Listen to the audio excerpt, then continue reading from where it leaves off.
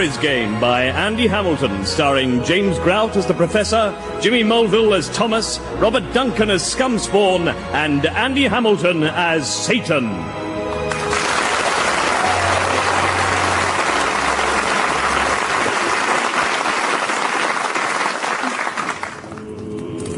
We call upon thee, O Prince of Darkness, O bringer of chaos. With the blood of this innocent we conjure up thy demonic presence. Let us feast upon thy glory. Great Satan, we summon thee. Great Satan, we summon thee. Great Satan, we summon thee.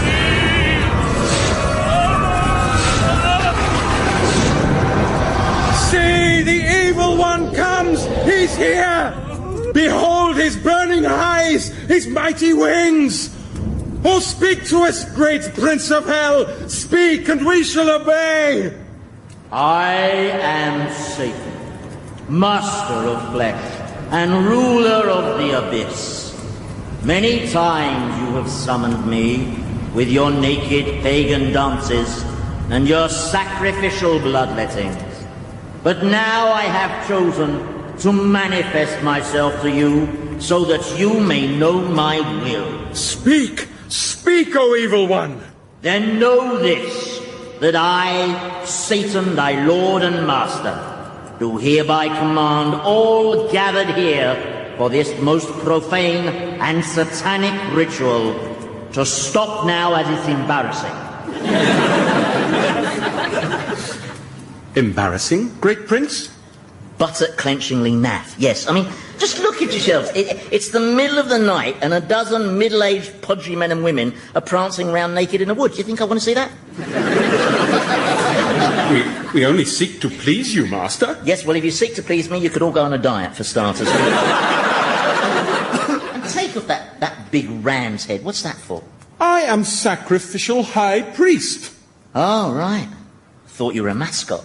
Oh, well, what it's worth, next time you're sacrificing a living animal to the forces of darkness, don't use a tortoise. All right, it's not very practical, and it looks like you're taking the piss, all right? I mean, technically speaking, the victim's supposed to be something symbolically pure, like a virgin. Oh, be fair, this is Essex. Now, all put your togs back on and don't ever show me up like this again. But you cannot spurn us like this. We are your followers. For years I know who you are. Every one of you. You, High Priest, your name's Derek. You're a 45-year-old dental technician who wears Tyrolean trousers and lives with his mum. You're Sandra. You work in human resources at IKEA. You eat a lot of chocolate and you overuse the word basically. Next to you is Graham. He's in the TA. He jogs while using hand weights, and he has his own personal website which no one ever visits. And so on and so forth. Every Saturday night, you all strip off in these woods where you wobble around alarming the local wildlife. But we do that for you. We are worshippers of evil. No, you're not. You're just a bunch of sad suburbanites who are too ugly to go wife-swapping. Now, go on. You're making prats of yourselves. Go on. Well, of all the ingratitude. Yes, absolutely. Yeah, especially you. You're the biggest. Stark naked, daubed with tortoise blood, and clutching a wicker phallus. You're a tabloid journalist's wet dream. Come on, let's go. He's not really worth worshipping anyway. No, he's a lot smaller than I'd imagined as well. And that voice, he sounds like Anthony Newley. Yeah, well, I don't want your worship, okay? I don't need the approval of others, especially mortals from Chingford. Now, clear off, go on, a lot of you. All right. We're going as fast as we possibly can go. Oh, I don't think so.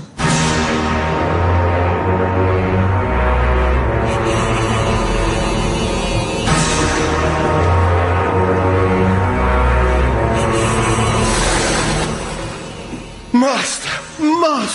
Oh, I am thrilled to have you back. What news from the world of men? Well, did you know that the fastest possible speed that 12 naked people, one wearing a ram's head, can travel at is 327 miles per hour? Is that right? Yeah, of course they have to be spun through the air by a tornado. A tornado? Yeah. First one in the history of Chingford. Very freakish weather. Suzanne Charlton's blaming it on El Nino. Anyone hurt? No, the sewage farm broke their fall. Now Now then, anything been happening while I was gone? Well, yes, I'm afraid your infernal realm has taken delivery of some more of those unscheduled arrivals. Oh, no, don't tell me. They're all men in their 60s? That's right, over 200 of them. From cities all over the US and Europe. And every single one of them arrived wearing just his pyjamas and a broad smile. Oh, God, I hate Viagra. It's just creating so much work. Oh, I am so glad to have you back, your most profane majesty. I mean, what a stupid drug for a sex-mad species to invent, eh? The tickers can't cope. Mankind is going to roger itself to extinction. There you go. It'll be mass Viagra side. I miss you dreadfully. All my thoughts are of you. Yeah, but let's be honest, Scumspawn, all your thoughts isn't exactly a massive total, is it? Well, you can mock. Boy, can I mock. But And taunt. I'm the best taunter that ever taunted. Remember that time I showed Mussolini that lamppost and asked him, what is this object viewed from an unusual angle? What I'm trying to say is that the way I feel about you is very special. It's a deep and enduring kind of love. Hey. What have I told you about not using that word? Oh, I'm sorry. Yeah, I will not have the L word uttered in my presence, all right? I only tolerate you as my assistant, Scumspawn, because you're hardworking, loyal, and unthreateningly stupid. But if you continue to manifest this sickeningly soppy streak... Oh, I'm not soppy, my prince. You are. You're the only demon I know who collects Furbies. You're just not cruel enough. Oh, don't reject me. I can be cruel, master. Let me prove myself, please. All right. Follow me. Oh, the state of my use. Oh, must get the clippers out. It's finding the time, isn't it, really? Oh, by the way, that executive from the tobacco firm, he's to have lit fag shoved eternally into his mouth by beagles. It shall be done. Here we are. Hello, Satan, old chap. How's tricks? Can you not do that, please? Do what? Well, the correct response on seeing my terrifying countenance is supposed to be, not, hello, Satan, old chap, how's tricks? Right. Now, where's that reprobate Thomas? Yes, cowering in the corner. At least someone's got the hang of it. And how are you, Scumspawn? Shut up, I'm cruel. Oh, right. Hey, stand up, Thomas. You're going to do something horrible to me, aren't you? No. Oh, good. Scumspawn is. I protest. This is in direct breach of our agreement. Agreement? You agreed that Thomas would go unmolested while I analysed and studied him as part of an experiment in behavioural psychology. Well, haven't you finished that yet? Well, it's a complex study. I'm trying to find out what's made him so damaged.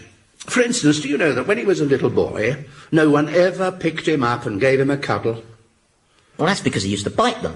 Yes, but why did he bite them? To get some attention. He was making a cry for help. No, he was causing the cry for help. He used to get called for an ambulance. Now, step aside, Prof. Scumspawn here has to restore his credibility as a torture operative. Oh, no. You promised me. Yeah, well, I lied. I'm Satan. That's one of the perks. I've devised the torment, my prince. I shall transform myself into an enormous giant squid, and I shall crush him with my massive tentacles and rend and tear his flesh with my barbed suckers. Yeah. Do you not think perhaps you should go for something a little easier? You know, I mean, your transformations do get a little over-ambitious sometimes, don't they? Trust me, your majesty. Behold, Thomas, I am the creature of all mortal nightmares, the ferocious kraken, the dreaded horror from the deep. That's a prawn. What?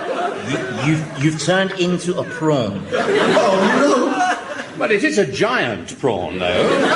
It's very impressive. But is it scary? Well, I think you would look scary if it wasn't for the bed of lettuce. Well, I got nervous.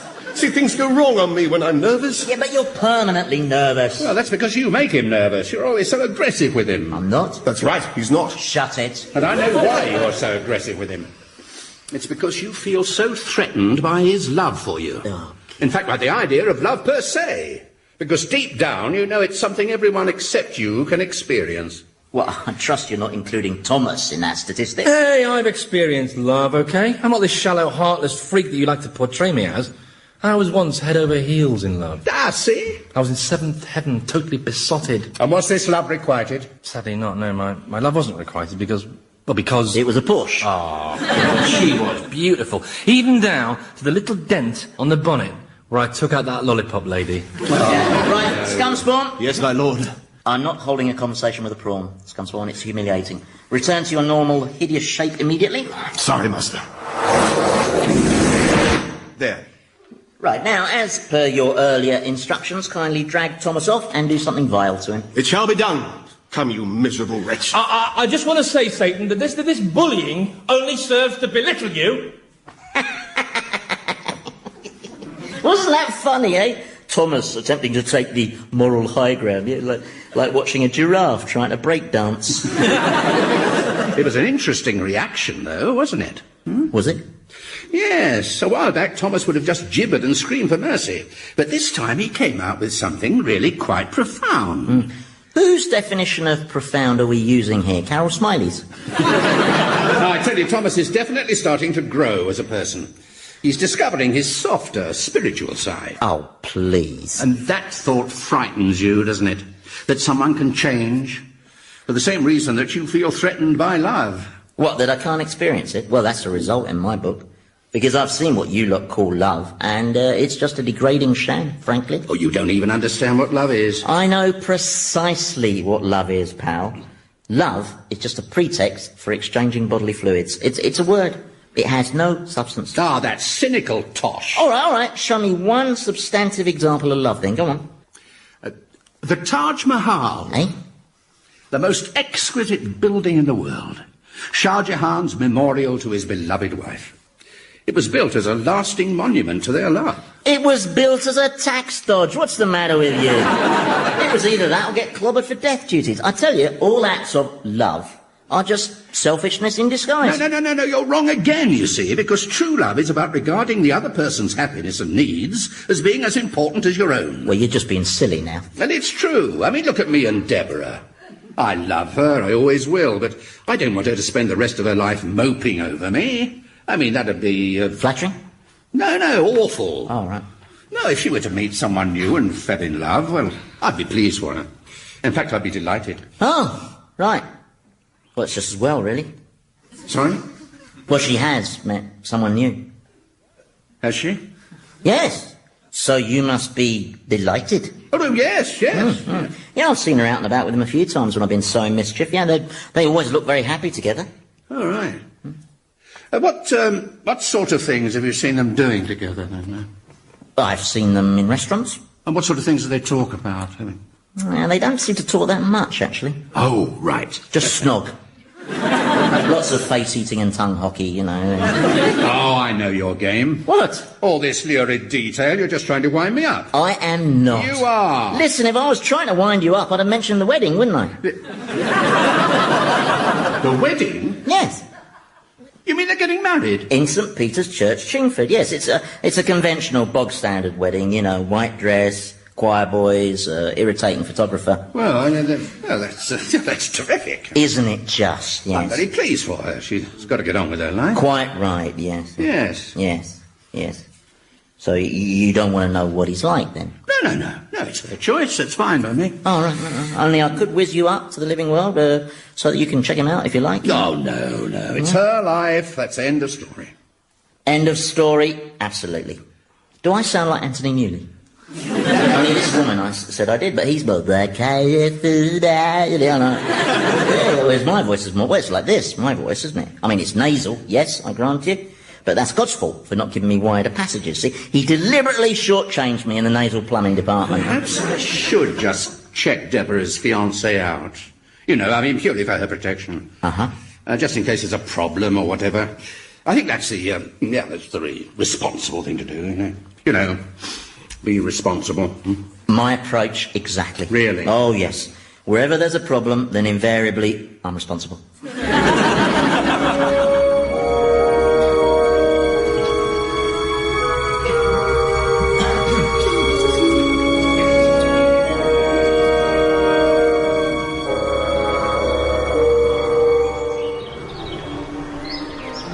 Here we are. Lovely day for a wedding. You mean they're getting married now? You didn't mention that. Oh, yeah, service starts in about 15 minutes. Good turnout, isn't it? Yeah. Quite a few of your relatives here, I suppose. Yeah, they can't see us, can they? Well, I think you'd know about it if they could, don't you? Someone they buried 4 years ago turns up at his widow's wedding in the company of the devil. It would probably cause a bit of comment. Yes, of course. Yes. Oh, look, there's Cousin Julian. What, the one in the blue jacket? Yes, he's a computer programmer who...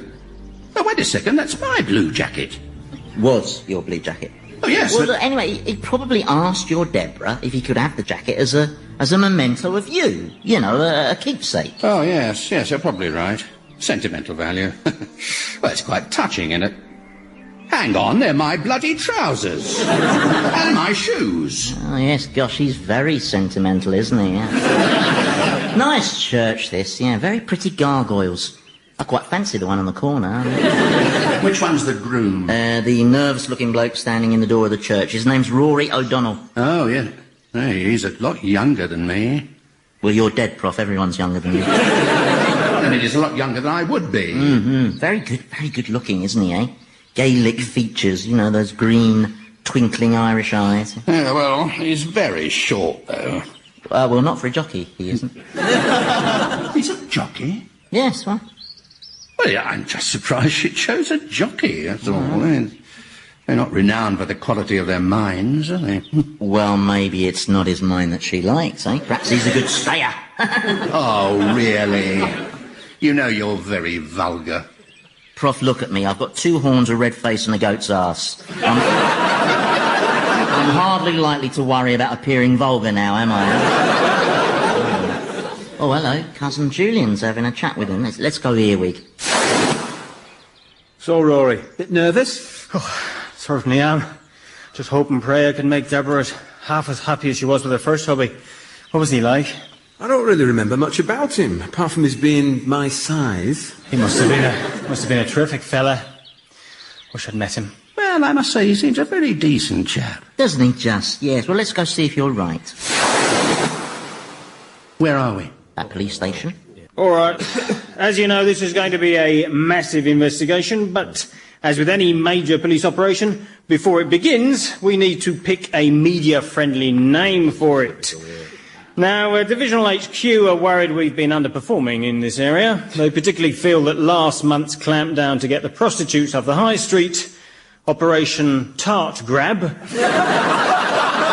was something of a PR disaster, as was our investigation into corruption within our plainclothes section. Well, Operation Early Retirement. That was a good name. Yeah, well, I liked it as well. Well, we need to come up with something better for this op.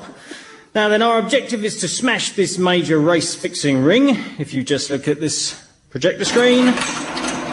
Yeah, now this fella is very much the weak link. Bloody hell, but that's... Rory O'Donnell. Crap jockey in his last season. Building up a nice little nest egg by doping some favourites. The man's a crook. Yeah, I like him. Well, it's obvious. It's obvious what has to be done, isn't it? Is it? Yeah, we have to stop the wedding, don't we?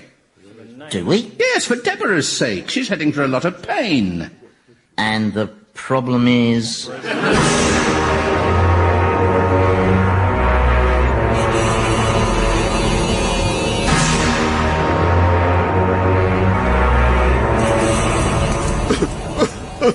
All right, now let's get this straight.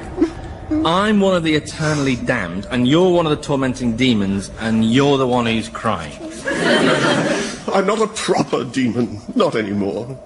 Somehow I just can't be evil and cruel. Ever since I started experiencing all those tender feelings towards my prince, I love Satan, you see. Do you think I'm a fool? Well, you're certainly a bad picker.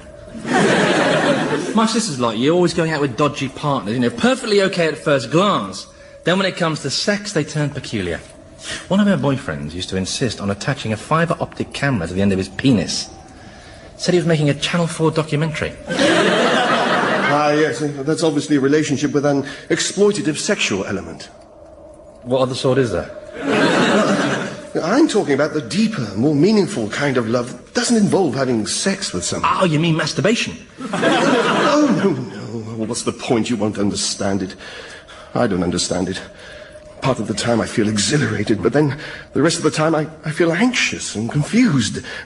Perhaps I'm having some sort of nervous breakdown. I had one of those once. Really? How long did it last?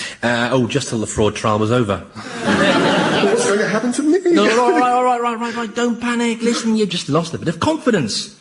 You don't forget how to torment. It's like riding a bike. Just a question of playing on people's deepest fears, like Satan does. So, if someone's claustrophobic, then you simply imprison them in Toulouse-Lautrec's underpants. If he's scared of snakes, feed him to a massive serpent. If he's scared of the dark, feed him to a massive serpent. See, it's easy. Is it?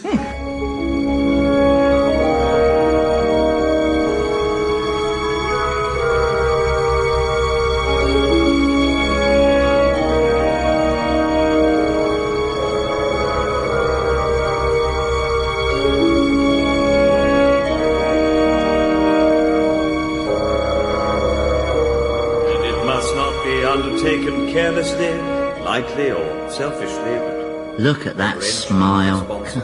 Doesn't your missus look radiant? Yes, she does. She looks as beautiful as the day... Look, we're nearly at the vows. Do something. Do I really sound like Anthony Newley? Be honest. Your voice never sounds the same to you somehow, does it? Look, are you... I suppose it's because the head acts as a sort of sounding box and sort of... Look, are you going to do something? All right. Well, what are you going to do? Well, I'm going to have to get in there and cause some trouble, aren't I? Yes, but I don't want Deborah traumatised. What form were you thinking of taking on? Only... Oh, bloody hell, where's he gone? If anyone should know of any just cause or impediment why these two people should not be joined together in holy matrimony, let him speak now or forever hold his peace. I now pronounce you... I know a just impediment. What is the just impediment? You. You're not a fit person to marry them, Vicar, on account of your worshipping the devil. This is lies. You dance around the woods naked, sacrificing tortoises. I've been vicar here for 20 years. You seriously expect my congregation to believe the ridiculous allegations of some total stranger? But she's not a total stranger. She's Gabby Roslin. She's lying, I tell you. Gabby Roslin never lies. I'm just saying it. Get back, all of you!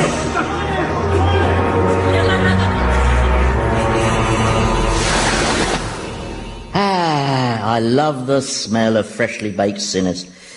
Well, Operation Wedding Wreck was a success, wasn't it? Yes. You don't think Deborah was too traumatised, do you? Well, she got a bit upset when they tried to burn the vicar. Yes. And when Uncle Harry died from that heart attack. I mean, that got everyone upset, apart from Cousin Julian. He got a change of wardrobe. Do you often take on the form of Gabby Roslin? I'll let you into a secret, Prof. There's no such person as Gabby Roslin.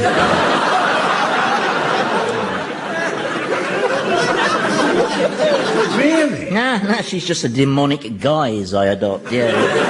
You know, I go on holiday programmes and tell everyone that Wales is a nice place to go in the summer. Who's that screaming? Well, I think it's coming from over there, from inside Toulouse-Lautrec's trousers. Scumspawn! Yes, my lord, beacon of my existence, reason... Yeah, I'll take the rest of the grovelling as read, thank you. Who is that in Toulouse-Lautrec's groin area? Oh, he's a claustrophobic. It was Thomas's idea. He's given me a sort of masterclass on cruelty, showing me how to exploit people's darkest fears. Yeah, and where is Thomas? Over there, feeding that chap to that massive serpent. Great news, Scumspawn! This one started to wet himself! Oh, look, Prof, he's discovering his softer spiritual side. Well, I could argue that he's doing this to help Scumspawn. Now he's crapping himself! Oh, this is brilliant! But I don't think I will. Hey, are you having a good time, Thomas? Yeah, it's good fun exploiting the fears of others, isn't it? Yeah. Listen. You can just hear him screaming inside the serpent's tummy. Yeah. Is there anything in particular that scares you, Thomas? Yes, well, I'm quite scared of that look on your face. Why's that? Well, it's the look you always give me just before you turn me into a hemorrhoid. Oh, no.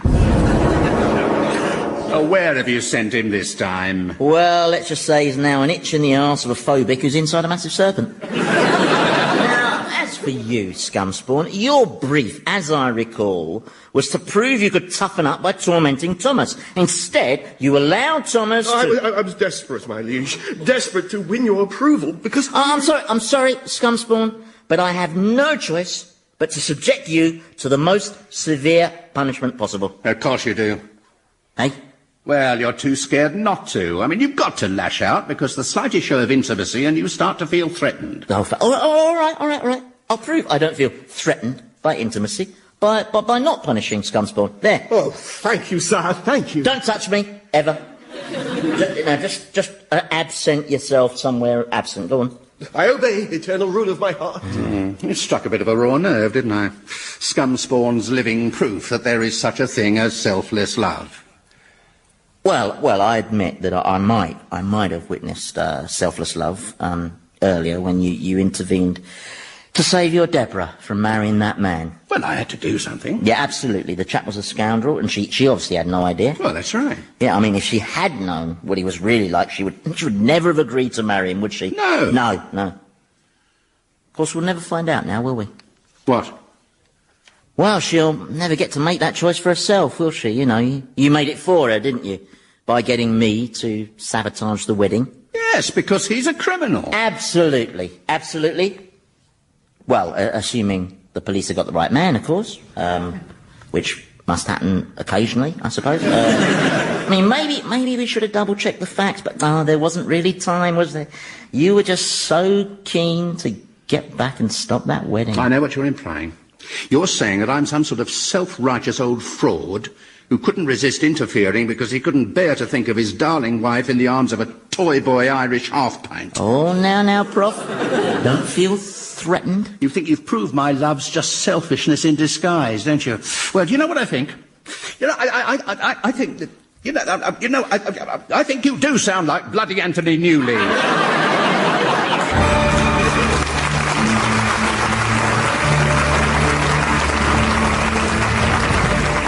Old Harry's Game featured Andy Hamilton as Satan, James Grout as the Professor, Jimmy Mulville as Thomas, and Robert Duncan as Scumspawn, with Felicity Montague, Philip Pope, Nick Revel, and Michael Fenton Stevens. The programme was written by Andy Hamilton and produced by Paul Mayhew Archer.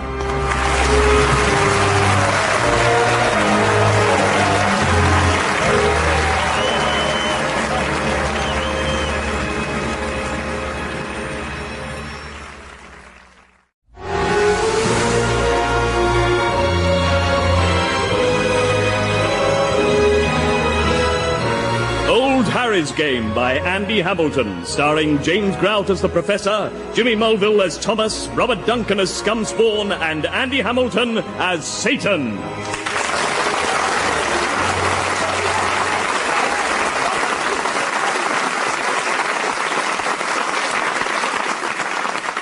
So every day I would go to the British Museum and I would think and I would write, and eventually I honed and perfected the theory that I expounded in Das Kapital.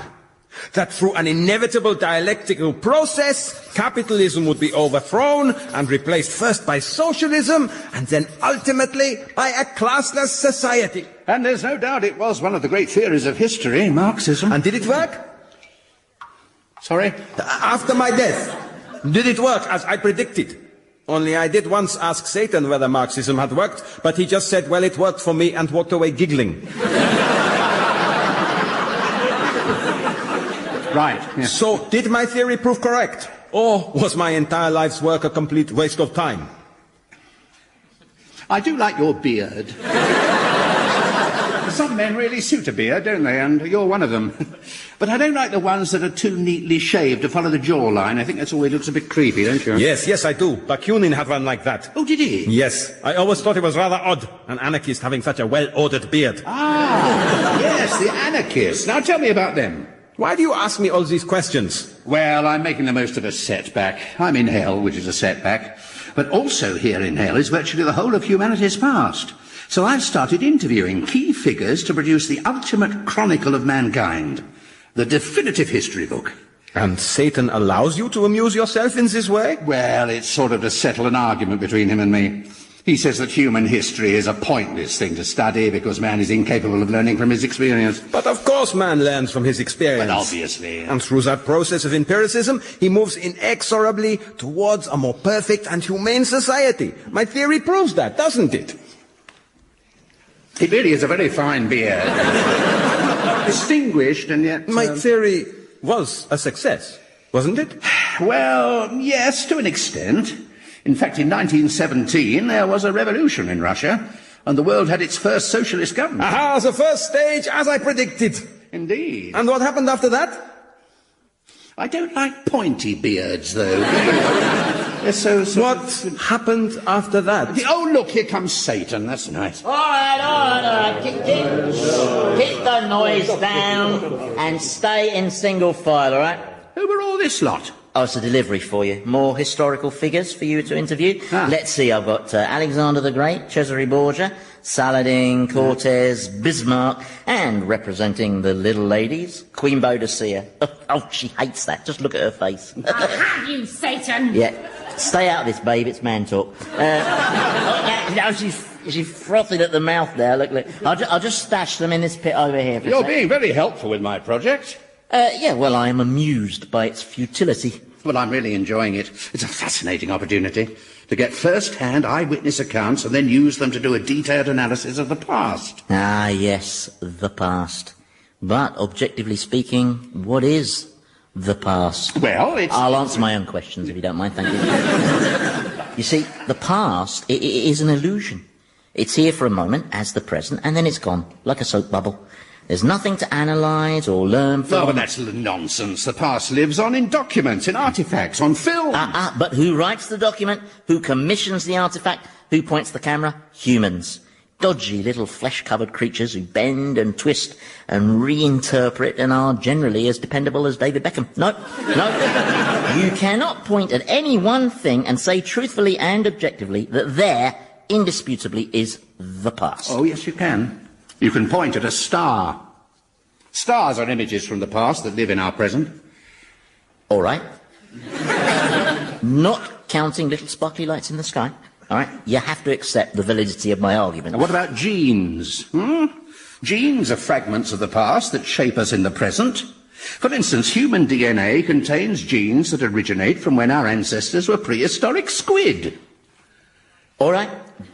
Disregarding sparkly lights and tiny bits of very old squid, you have to acknowledge the validity of my argument. What, that the past has no value? Yes. That's cobblers, I'm afraid. I mean, the past maps human experience. We learn from it and chart the future.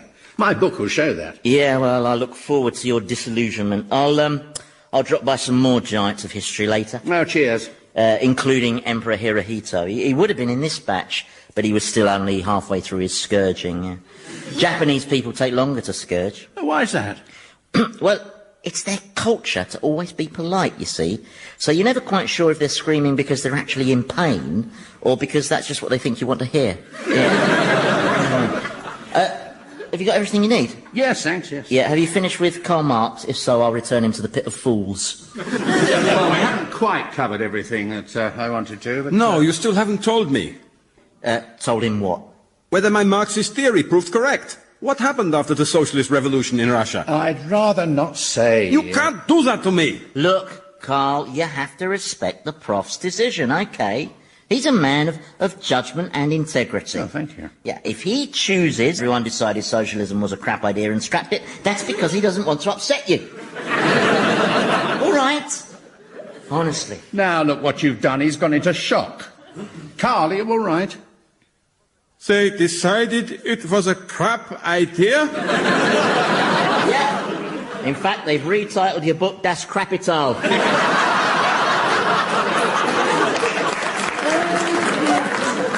I don't understand. Of course you don't. That was a joke and you're a German. But basically, Carl, baby, your theory is kaput. So, you're saying socialism's... discredited, abolished. They haven't abolished socialism in China. Well, they have really. They just haven't made it official. So, did organised socialism achieve nothing at all, then? Well, not unless you count the Trabant. And and some very hairy female sprinters, no. All that work for nothing? Well, it's your own fault, Carl. I mean, fancy thinking up a system which relies on human beings not exploiting each other. I mean, how was that ever going to work, eh? I just thought we could achieve a fairer system by learning from our mistakes. A man can't learn from his mistakes. Somewhere, even as we speak, someone's flogging weapons to Iraq, a ferry is sailing with its doors open, and another series of Vanessas being commissioned. I know why you're so hostile to the notion that man learns from his experience. Oh, here we go. It's because you're so ashamed of your own past. Look, Prof, I'd love to stay and listen to your views, but I'm worried I might drift into a coma. So, if you'll excuse me, oh, and you lot, best behaviour for the Professor. Alexander the Great, keep your hands to yourself. And Boadicea, no biting. Scumspawn's ear still hasn't grown back. She bit Scumspawn's ear off? He held a door open for me! The great wussy. Where is Scumspawn, anyway? Well, I've sent him off for some therapy.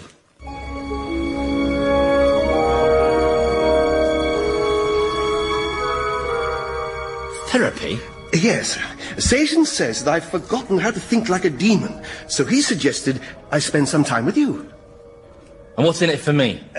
He said you'd ask that. He said that for as long as I'm shadowing you, he won't fill your pubic hair with fire ants. Or make my toenails grow inwards till they come bursting out of my buttocks? No.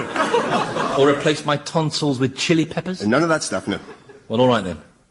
I mean, strictly between you and me, I'm not sure this will work, you know? Why not? Well, because I'm not the amoral, egocentric creature I once was, you see. Now, the Professor's been pursuing my moral education, and I've discovered the deeper, more spiritual side of my personality. Damn. Sorry about that. I must say it's very rewarding becoming a more rounded individual. Is it? Oh, yes. For instance, I just finished reading the Bible. Never read it before. The Professor gave me this copy he found. He found a Bible? In hell? Yeah. A Gideon's Bible. They pop up everywhere, don't they? Have you read the good book? Oh, no. Satan won't let us. He says it's Israeli propaganda. No.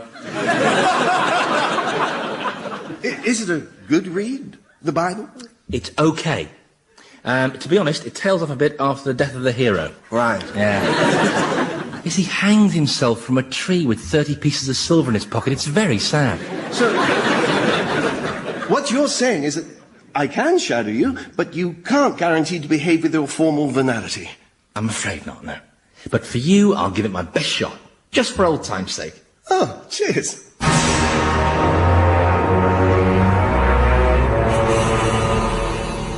And then under my leadership, my people enjoyed 29 years of idyllic harmony. Yes. That's not quite what happened, though, is it, Comrade Stalin? I'm sorry? Well, what really happened was that you murdered millions of your own people. Says who?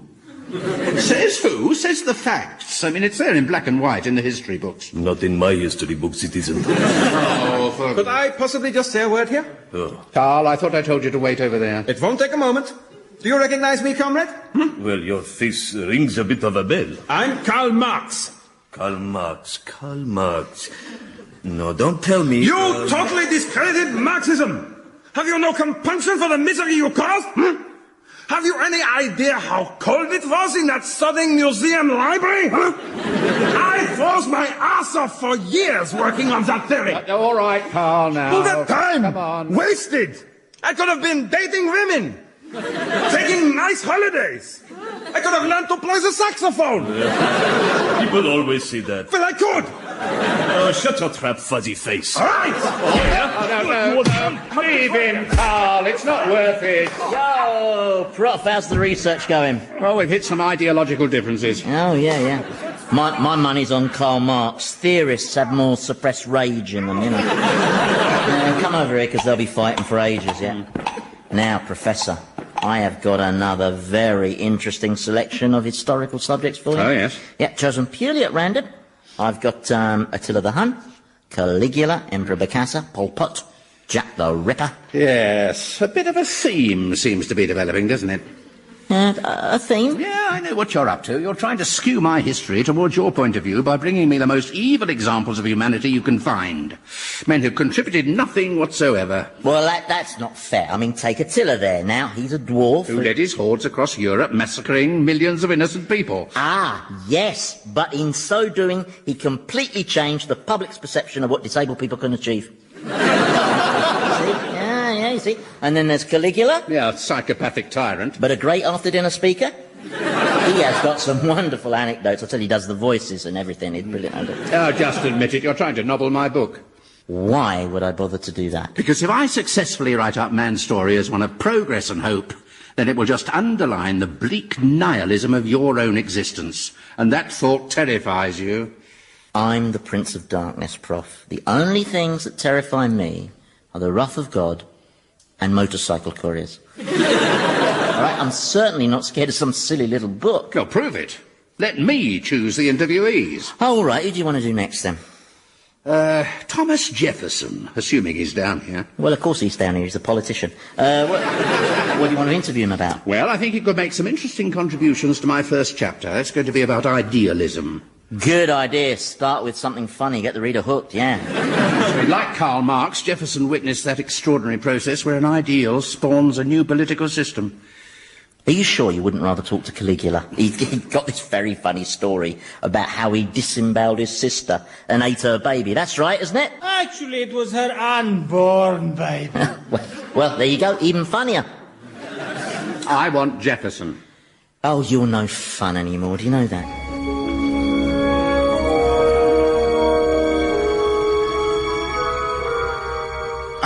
I think the main problem I have, as a demon, is I've never really enjoyed exercising power over others. Why ever not? I don't know. I just find that often when you wield power over someone, there's something demeaning about it. Have you never felt that? Yeah, but I like that feeling. I've always enjoyed power. When I was alive, every morning I used to assemble my staff, illustrate my power by sacking someone, then sit back and savour the sweet smell of fear wafting out of their trousers. You sack someone every morning? Yeah, it's called motivation. Comes down to personality in the end, doesn't it? You've either got the appetite for power, or what do you attribute yours to? Well, I've always felt it's got something to do with my extraordinary sex drive. Oh, right. You got one of those? Not as such, no. Demons don't really have a sexuality. I've seen demons sexually violating mortals in the most obscene ways. Yeah, but that's just work. Oh. We don't derive any pleasure from it. Shame. So, how extraordinary was this sex drive? Well, put it this way. I used to fancy the female characters in cartoons. And I was once arrested for trying to shag a mannequin in the window of Dickens and Jones. What, a mannequin of a woman? Oh, yeah, not weird. Do you think it would be possible to teach me how to enjoy the exercise of power? Well, yes, I'm sure I could if it wasn't for the fact that I've become this non-venal, more rounded person, you see. Puddle up behind me. Ah, yes, the new Thomas. That's right, the new me. Of course, there might just be possibly some vestigial residue of the old me still, vaguely knocking around somewhere deep inside, perhaps, that if we could reach it might prove helpful for purely the purposes of your retraining. But how would we reach it? Well, it would probably need stimulating. Stimulating? Yes, stimulating.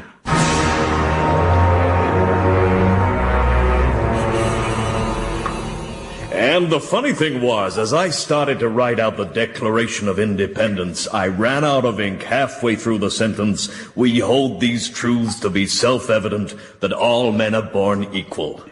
I had to send my slave out to get some more. Oh, how terribly amusing. Yeah, but once I had penned that clarion call to abjure the rank contagion of heinous absolutism, I knew we had given birth to a dream. And that dream grew into America, most dynamic, powerful nation on earth. A shining beacon to the world, no doubt.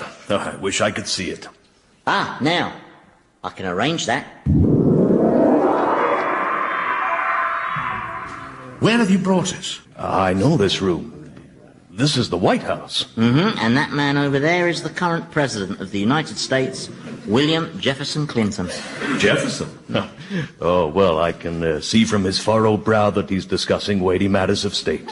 Obviously, Mr. President, the interview will range widely across major topics, the Middle East, Kosovo, and, of course, on the most sensitive conflict of all, it's very important that once again you get your message across. I know, and my prime assertion, the foundation of my whole argument is, as always, my contention that I did touch your breasts, but with no intent to arouse. Well, what's he talking about? Weighty matters. That's right, Mr. President. Remember, Mr. President, your position is that basically you were merely masturbating and she just happened to get in the way. It was an unfortunate collision. Oh, my God, who are these people? Okay, now what's the other important thing to remember, Mr. President? Every time I lie, I must try not to blink. He is a disgrace to the presidency. He has bespoiled his office. Yeah, well, there's still the odd stain, but I mean... All right, Mr. President, let's go back to the bullet points. I did touch her bullet points, but with no intent to arouse. No, not her bullet points, Mr. President, the bullet points for the interview. Oh, I'm sorry, yeah. You mark my words, this scoundrel is living on borrowed time. He'll incur the righteous wrath of the American people once they realize he's a no-good liar. Oh, no, be fair, he's a very good liar. He's had me fooled a couple of times, you know, and I tend to assume the worst in people. Anyway, the people know what he's like, and they don't care. They don't care? No, nobody cares about anything. Oh, hello. All stand for the president.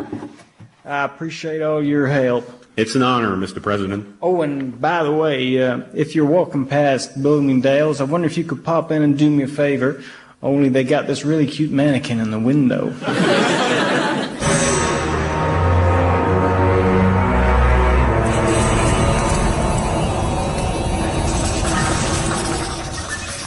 Hey, dude, how's the definitive history book coming along? Oh, all right. Oh, that bad, eh? What are you writing up? Oh, it's notes from the last interview I did. It's with a Nazi who claimed he was only obeying orders. Oh, they all said that. Yes, but this was Hitler. I learned absolutely nothing from him.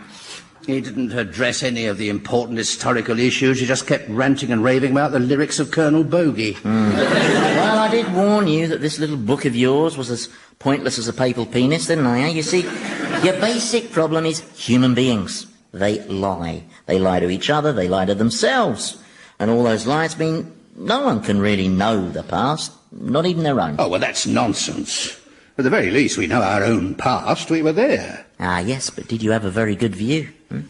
Anyway, how did that chapter on idealism pan out? Did you get much good material out of Thomas Jefferson? Well, not after you took us on that whistle-stop tour of contemporary America. That was particularly cruel.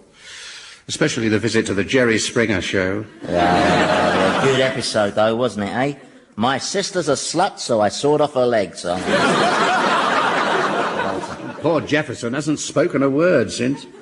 It is a pretty neat new cruelty I've discovered, though, isn't it, eh? Tormenting the past with the present. It's bad enough that we have to suffer down here, isn't it? Without you dragging us up to the living world for your own twisted, sadistic enjoyment. Oh, well, excuse me, but that's not what you said when you asked me to step in and stop your widow remarrying. Oh, well, I had to do something. She didn't know she was marrying a criminal when he's a jockey who takes bribes. And presumably he is by now behind bars where he belongs. And Deborah will have realised just how despicable a character he is. But, well, has she? Don't ask me. Well, you could find out what's happened. I mean, you could take me to see if she's... Oh, no, I wouldn't want to drag you up to the living world just for my own twisted, sadistic enjoyment now. No, it's all right. I mean, I don't mind. I mean, this is different. Oh, please take me. Listen, Prof, maybe there are just some things you have to accept that you're not meant to know. Well, I just want to check everything's turned out okay. All right. But this will all end in tears, I'm pleased to say.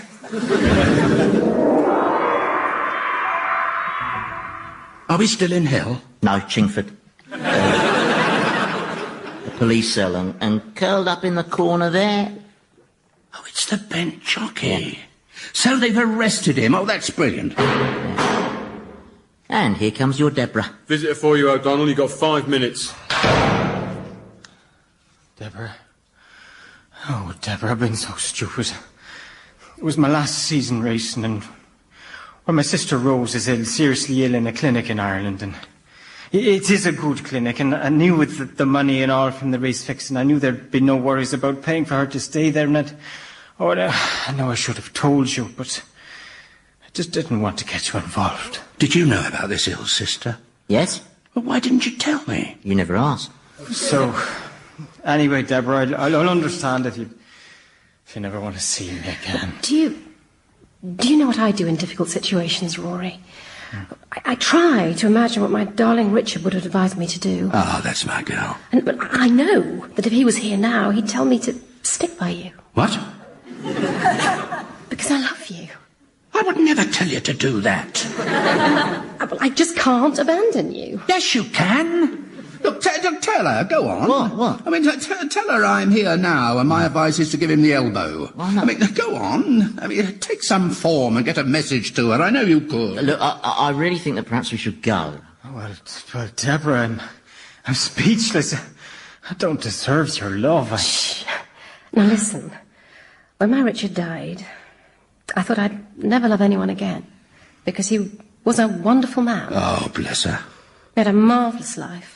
And I loved him very much, loved him deeply. Oh, I know, Deborah. Even though he never really excited me. What? I didn't have, the passion for him that I have for you. I really think that we should go back now, Prof. No, I want to hear the rest. But I can't explain it. It's just, we're capable of loving different people in different ways. Different colours. Different intensities.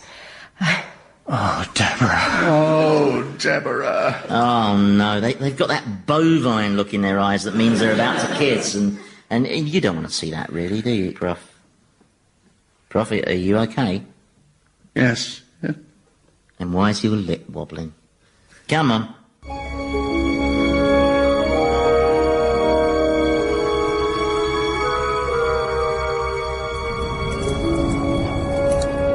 Ah, here we are. Back where we belong, eh? What? You think you know someone, don't you? You think you've shared experiences, but you didn't. You just happened to be there at the same time. Listen, Prof, in a nutshell, you're dead, she's not. Okay? So she's moved on to pastures new. I mean, come on. Only swans mate for life. That's why they're so bad-tempered. What? Oh, no. Scumspawn! At your beck and call, my prince. Scumspawn, what is Thomas doing over there? He's helping with my therapy. This is still stage one. We're trying to reawaken the dark, obscene side of Thomas's personality. Oh, I see, of course. So that explains why he's stark bollock naked. Ravishing those nuns, yes. Yeah. I can't leave you for a moment, can I? No sooner my back is turned than you let Thomas pleasure himself. No, he's not getting any pleasure from it yet. No, he's become a fully rounded personality, you see. So he's been ravishing women in the vain hope that he'll rediscover the old enjoyment. That's what he told you? Yes. And you believed him? Yes. And how many women have you provided for him so far? 212. Thomas!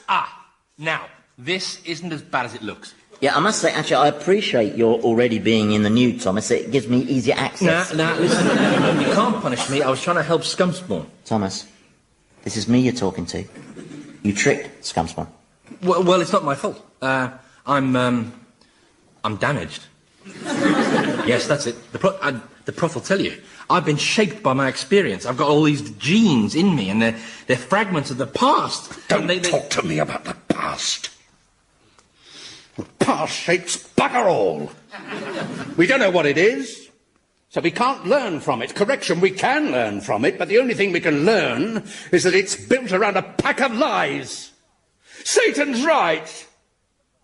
Even a total dullard like me can see that past experience is a meaningless ragbag of worthless self-delusion. And now, if you'll excuse me, I've got a book to burn. Well, my liege, looks like you won that argument. Yeah, that's what it looks like. Can I just take this opportunity to apologise if I've overstepped the mark with the nuns and everything? No, it's all right, Thomas. I understand why you behaved like that. So you're not going to punish me then? No, I said I understand, which is why your testicles just turned into baby crocodiles. Well, my prince, I think you finally crushed the professor's spirit. Do you? Nah, he'll go away and he'll think about this bit of adversity and he'll find some revoltingly humanistic crumb of comfort and he'll come bouncing back all upbeat and positive, and it is so depressing. I just know that's what will happen. How do you know? Well, from past experience.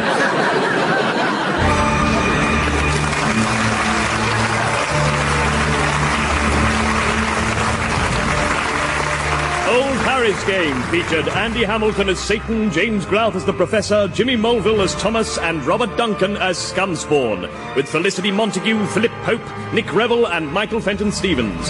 The programme was written by Andy Hamilton and produced by Paul Mayhew Archer.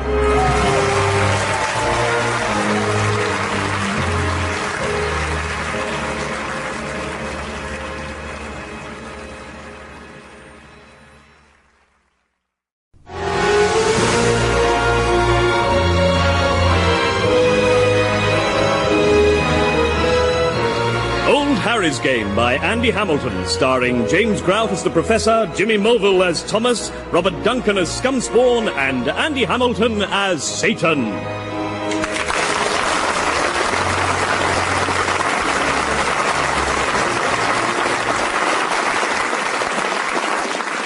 So then I said to Mrs. Dalrymple, I said, listen, you may be the headmistress of this school, and I may only be a 6-year-old boy, but I'm the one who happens to possess the negatives.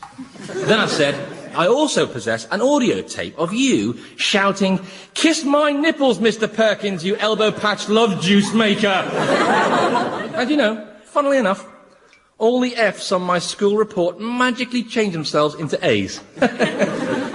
Are you listening? What? Oh, I'm sorry. No. What's the matter with you? Normally you're so cheerful and positive and annoying. Yes, well, recent events have lowered my spirits somewhat. What recent events? Well, Satan took me out to the living world and we eavesdropped on Deborah, my wife. Widow? Yes, my widow. And anyway, she was talking to her boyfriend and she told him how much she had loved me, even though I wasn't very exciting. Oh, well, it's the niceness thing that makes you so dull, you see. Nice people are boringly unsexy. That's why women are attracted to bastards. Oh, for God's sake. It's a well-known fact. I read it in a magazine. What magazine was that? Bastards Weekly? How do you know about that? It's supposed to be a secret publication. You mean there is actually a publication for citizens who need to dump toxic waste or find a backstreet abortionist? Yes. Oh. You can't find that stuff in Yellow Pages. Oh, God. Oh, come on, cheer up, Prof. You're supposed to be helping me unravel the mysteries of my troubled personality. Have I ever told you about the time I administered a punishment beating to my sister's guinea pig, eh? It's hilarious. It's all right, pitiful mortals. Don't stand up. I shan't be long. I've just dropped by for a quick gloat. So, how are you, Prof? Apart from the torment of discovering your wife regarded you as a glorified cup of Ovaltine. Oh, bugger off. Bullseye! Look, I'm not in the mood, okay? Well, I am. I've just been creating some brilliant discord in the world of men. I tell you, see, I've discovered this great new diabolical ruse. I take on the form of a city gent, I get on the Northern Line, going home in the rush hour. I wait till the train's packed solid with tired, tense passengers. Then I set off my mobile. It trills this nerve-jangling electronic tune, a very slow version of The Sun Has Got His Hat On. It's very loud and makes a lot of people glare at me. Till I take it out of my pocket, then it rings twice as loud and everyone glares at me. But then comes the exquisite torture. I start to share a totally pointless conversation with 200 trapped people. You know, stuff like, yeah, well, I'm just coming into Clapham South now, so I should be home in approximately 1 1/4 minutes, yeah. So, yes, you can start to drizzle some olive oil over the roasted fennel and open that Montrachet so it can breathe, right? Then, without any warning, I laugh very loudly at something only I can have heard. Like that. Then I resume the conversation and basically just keep going until my fellow passengers have all gone puce. with suppressed rage. Then just get off the train, secure in the knowledge that the next person whose mobile rings will get their face kicked in. Now that is class. Well, you see, it's basically a question of having a ruthless mental approach. You've either got it or you haven't. Sire! And here's someone who hasn't. My prince, I need the benefit of your towering intellect. To you, all intellects are towering. What's the problem? Well, you see, this mortal here just checked into the arrivals lounge, but there seems to be some confusion about his occupation. And there is no confusion. My name is Travis Connolly, and I am a professional writer. Who's wearing a McDonald's uniform? I am wearing a McDonald's uniform because I am a writer who sometimes moonlights in the catering industry to supplement my income and research earthy characters. Oh, what sort of thing do you write? Film scripts. Well, script. But it's a great script. I pitched it to a studio exec just recently. I told him I saw Tom Hanks and Meg Ryan as the leads. And what did he say? He said, shut up and give me my cheeseburger. But then another studio chief, Mort Blankenheim III, Jr., I bumped into him when I was cleaning windscreens, and he took a copy of my script away with him. And what was his response? Well, it went kind of quiet, and, then he wouldn't take my calls, and then I got so desperate for some feedback that I went to his house, and, I could see him through the window just sitting watching TV, and I just tapped lightly on the window, and, I guess I must have startled him a bit because he shot me dead. Yes, all right. Well, Scumspawn, I think we have safely established that this one worked in the fast food trade. And as I recall, the designated torment for that is... being trampled into a pink pate by a hormone-fed buffalo. Correct. But I'm a film writer. Whose work has never seen the light of day and never will. Why do you say that? Eh? Well, I mean, Mr. Blankenheim may have killed me, but he never said he didn't like my script. Oh, maybe he loved it. Oh, so I've still got a hope that my movie will get made. Now that is magnificent, isn't it? Even though Travis here is dead, he's still clinging to his hopes. Somehow he just epitomizes mankind. What, you mean he's a moron? I agree. He's very representative. No, he's a wonderful reminder how hope can sustain. Oh, yes, and hope. Yeah. Yes. Do you know what hope is, Prof? Hope is the inability to accept disappointment. Because you lot aren't grown up enough to accept the bleak reality of your situation, you chase after these ludicrous, unattainable dreams. Oh, that's nonsense. It's hope that makes a drowning man struggle or makes an otherwise rational being buy a season ticket for Crystal Palace, I tell you. Well, it's also what kept Mandela going on Robben Island, and what keeps people alive when they're buried in earthquakes or capsized in the Atlantic. That's right. When my parents were trapped at the bottom of that well, it was hope that kept them alive. You see? I mean, that is How did your parents end up in a well? Nobody knows. My money's on a freak gust of wind. I tell you, you fleshlings would have a much easier time if you didn't torment yourselves with this hope thing. If you were more like Scumspawn. More like me, my prince. Yeah, you see, Scumspawn here has no hope of being anything more than a defective, inferior being. But he accepts it, isn't that right, Scummy? Well, no, it isn't, Your Majesty. What? I do have hope. I live in the hope that one day you'll acknowledge the love. Don't say that word, especially with reference to me, or I'll fill your nostrils with lobsters. Again. So, Scumspawn's got it too. It seems like everyone needs hope. I don't need it, pal. I get by very nicely without it. Thank you very much. Methinks he doth protest too much. Methinks he doth ask for a nose full of lobsters. You're just getting cross because you can't satisfactorily explain the force that makes Travis here still believe somehow that the goal of his life, his film, might yet come to fruition. Oh, if that were to happen, I'd be totally content, believe me. No, I don't believe you. What? I don't believe you would be totally content, because humans never are. Even if they're given everything they ask for, they always want one more toy before they'll leave the shop. Oh, yes. I know exactly the toy you mean. It's the big, expensive one that your parents won't get you. The super toy. And you beg and you implore them, and you throw yourself on the ground and start pounding the floor with your fists.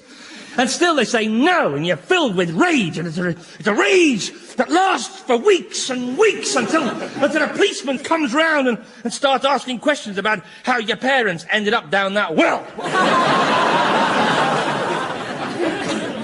That's the kind of thing you're talking about, isn't it? Well, listen, Satan, sir, I'm sorry to take issue, but I just know that once my film was made, I wouldn't ask for anything more. Yes, you would, Burger Boy.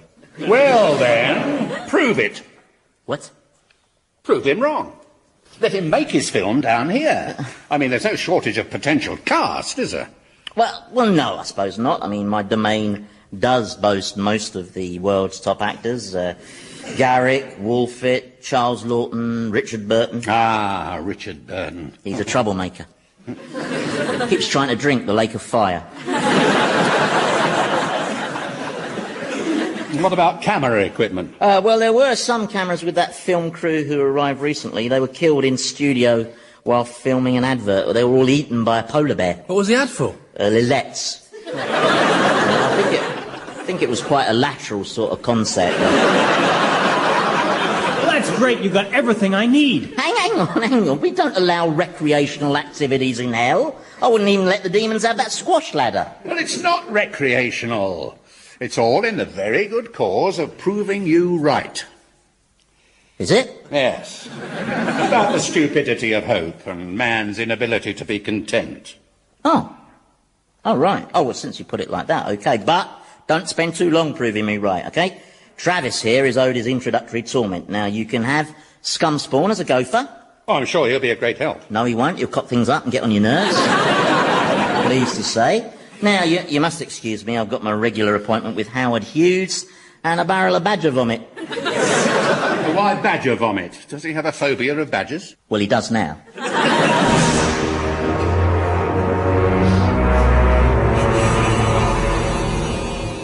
Well, this is exciting. I've always wanted to see the making of a movie, ever since my parents took me to the flicks for the first time. 1941 it was. We saw Bambi. A great movie. You like Bambi? Love it. Especially the comic sequences, you know, like when the mother gets shot. Hey, guys, can you keep the chat down? I'm trying to hold auditions here. I'm sorry. Next. I am Garrick, Colossus of the Shakespearean stage. Uh-huh. Do you have an audition piece? Indeed, it is a soliloquy on the death of Hercules written by that often neglected Elizabethan dramatist, Percival Bartholomew. Never heard of him. He was cut down in his prime, beheaded in the Tower for high treason after the first night of his comedy entitled Queen Elizabeth is Ugly and Bald. The titles were never his strong point. Okay, in your own time. Oh, whoa! Whoa! See how he lies here, stricken, the greatest hero of them all. Oh, that I could rip mine eyes from their sockets, so that I could not gaze on this abomination. Oh, that I could tear out my tongue and feed it to the darkling raven bird of malice, so that I could no longer speak those poisoned words. That mighty Hercules is dead. Dead! Dead! You've not worked a lot on film, have you? What is film? What would you say if I were to offer you a minor role? I'd say I've killed men for less. So you won't do a walk-on? Walk-on, no. Stride-on, yes! Okay, just wait over there. Can I have the next auditionee, please? Have you read this script of Travis's, then? Oh, yes. I mean, it's fundamentally a reworking of the 1940s classic Casablanca, only with a psychopathic mutant alien as the Nazis. Hey, I won't tell you again, guys. Cut the yakking. This actor is waiting to do his audition piece. No, I'm sorry. Okay, sir, away you go in your own time.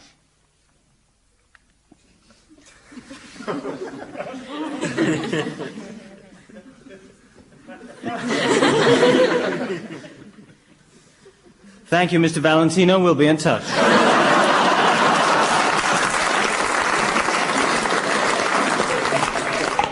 Yo, Prof, how are things in Tinseltown? Has he cast the romantic leads? Humphrey Bogart and Ingrid Bergman. Yeah, I can't wait to meet them. He was so charismatic and she was, so beautiful. But Swedish, still likes a trade, isn't it? Now then. Oh, hello. Here comes Bogey. Who's directing this lousy picture? I am the writer/director. Is there a problem? Yes, the script. It stinks. Stinks like Sidney Greenstreet's armpits. Well, you do surprise me, Mr. Bogart, because my piece is actually an homage to Casablanca. Yeah? Well, Casablanca stank, especially the ending. They told me they'd use the one where Rick fills Laszlo with lead and then screws the dame there on the runway. I know you, don't I? The name's Satan, Mr. Bogart. We met when I welcomed you into my kingdom. Yes, I remember. The 60-foot-long leech. My homage to the African queen. Great news, movie makers. I've found us an experienced cameraman. Albert Claypole, 30 years behind the camera. At your service. Thrilled to meet you, Albert. Now, here is the camera. We're working on 35mm, and I thought we could kick off by maybe blocking the first scene. No problem. Now, if you can just get a nice close-up for me of Miss Bergman. Miss Bergman, would you mind stepping onto the set, please? And not before time. Can I just say, Miss Bergman, what an honour it is to meet you. Why, thank you. Well done, Scumspawn. He seems like a shrewd find. Very experienced. Yes, I think Albert proves I'm not quite the defective, totally inferior being that some portray me as. Now, Miss Bergman, if you could inch slightly camera left. Oh, yes, that's a nice framing. Now, if you could just look at the camera and say cheese. Cheese? Yeah, and then we'll do a group shot with the bride's family. He's a wedding photographer. Even by your standards, Scumspawn, that is the king of comic cock-ups. I'd best be on the evil way. I'm due at Victoria to possess the spirit of the station announcer. Passengers are advised when leaving the train not to look down as there is absolutely no gap.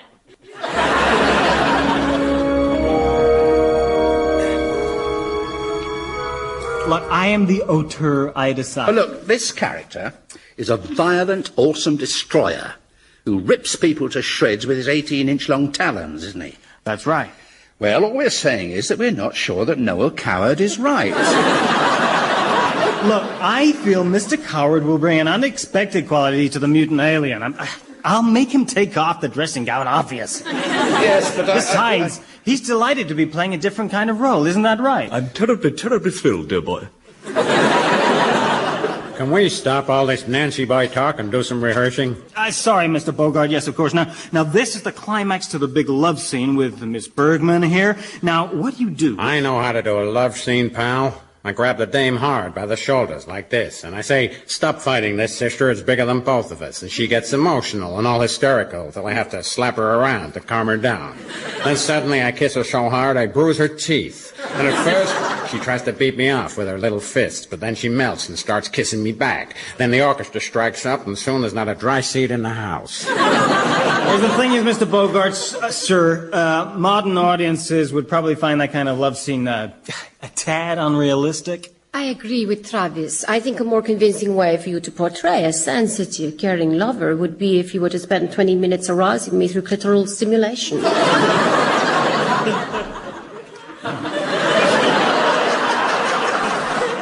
Well, it was just an idea. I'm not wasting time on some dame's undercarriage.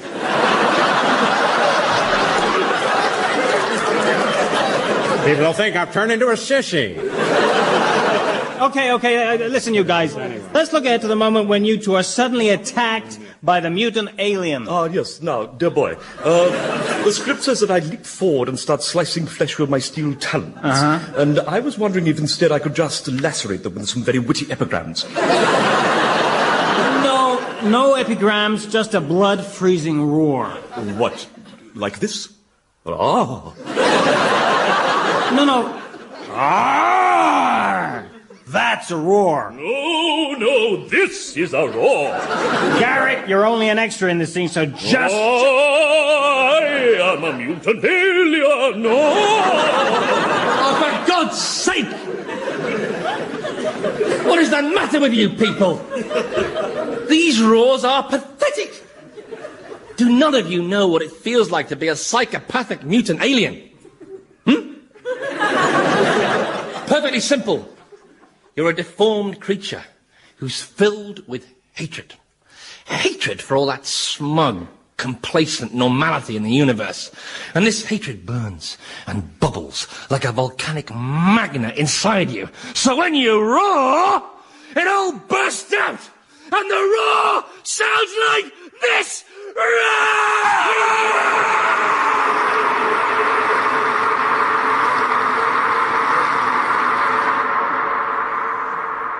Oh, that's better. I feel strangely relaxed now. What the bloody heck was that? That was Thomas letting rip a lifetime's worth of hatred. Well, no, actually, it was just years 0 to 5. That was very impressive, yeah. I haven't heard a roar like that since that time I spiked the Reverend Ian Paisley's mouthwash with Tabasco. And that roar has just won him the part as a psychotic monster. And no acting required. Well done, Thomas. Now, how much longer is this shambles of a movie going to take, eh? Only I need Scumspawn back. I've got a special job for him. Oh, that is nice. It'll make him feel wanted. Yes, yes. Howard Hughes has been thrashing about rather messily in his barrel of badger's vomit, and I need someone to lick up the spillage. So, where is Scumspawn, anyway? He's tracking down a saxophone. A saxophone? Yes, you see in the final scene, Joe, a person of color who plays music in the bar, is asked by the hero to play the lover's tune. And it all builds to this fantastically romantic climax where... Stop right there. Oh, right. You mean you don't want me to tell you the ending? No, I mean, stop right there. You're boring me, Richard. Look, if you haven't got something constructive to contribute, then just leave us alone. Ooh, yeah. Tell me, Prof, have you been enjoying seeing these Hollywood legends closer? Well, yes, I have, actually. It's been fascinating. Good. It's probably been taking your mind off the revelation that your wife found you as exciting as a form like a work surface. Yes. Yes, because the last thing you want is to be constantly reminded that your marriage was something of a sham. That would really depress you, wouldn't it? If someone kept reminding you of that again and again, you know. Listen, can we cut the cackle and get this picture finished? Yes, actually, I kind of wanted to have a talk about that. About what? About when this picture's finished. I'd be... Totally content, remember? Yes, said... I know well, it seems a shame no one will see it. I'd be grateful if we could arrange a small screening. He wants a screening now, Prof. See, what did I tell you? Never, ever happy. All right, then. You can have your screening. Yes, why not? Where's the harm? Oh, there'll be plenty of that.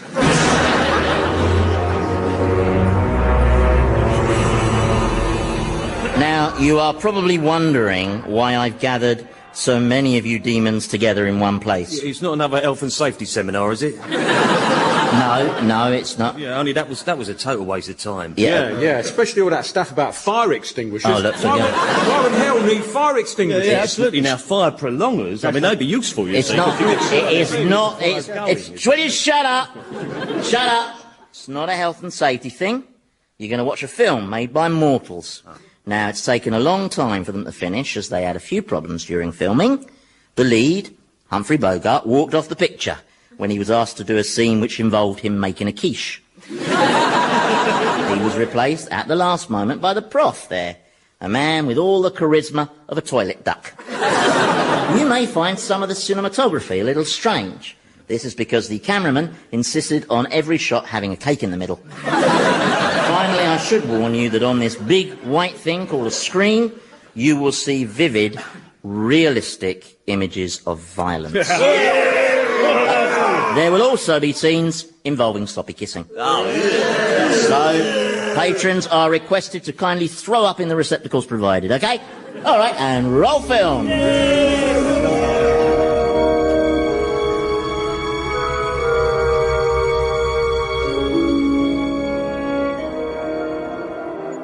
Hold me, my darling. You know I'll always love you. Oh, bloody hell. Till the stars fall from the sky. Dear, oh dear. Till the end of time. Oh, here come the tears. Feel free to jeer, guys. Guys? Shh. Who shushed me then? Satan will not be shushed, all right? And I will always love you, my darling. But we must go on different journeys, you and I. Right, that does it. I can hear a demon blubbing. Is it you? No, I've just got some dust in my eyes. Remember me as I am now, as I'll remember you. And no matter what new worlds we are destined to explore, in our hearts, this moment will live forever. Oh, I can't take much more of this. Joe, I'm here. play our tune, Joe.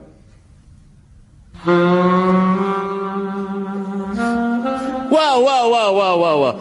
How come Scumscorn can play the sax like that? Oh, I get it. It's dubbed on, right? No, he played live. He just picked up the sax for the first time, and a few minutes later he was playing like this. He's got an amazing talent. What, Scumspawn? Talented? No. That's just, well, it's not possible. Scumspawn ends his sax solo in a second. Good. And then starts playing the piano. Oh, brilliantly. Right, stop the film, that's it. It's all over. No, I'm not having it. No. I take it you can't play the piano, hmm? Of course I can, I just choose not to. I find it, it's too plinkety-plonkety for me. Anyway, thank God we don't have to sit through any more of that trite fest, eh, lads? Well, we thought it was terrific. Yeah. Well, thank you kindly. Especially the mutant alien. Yeah. Oh, you were so scary. Really? Well, cheers. Right, the next demon I see asking Thomas for his autograph gets their ass turned to cinders, is that clear? Now back to your post, a lot of you. Go on, you let me down very badly.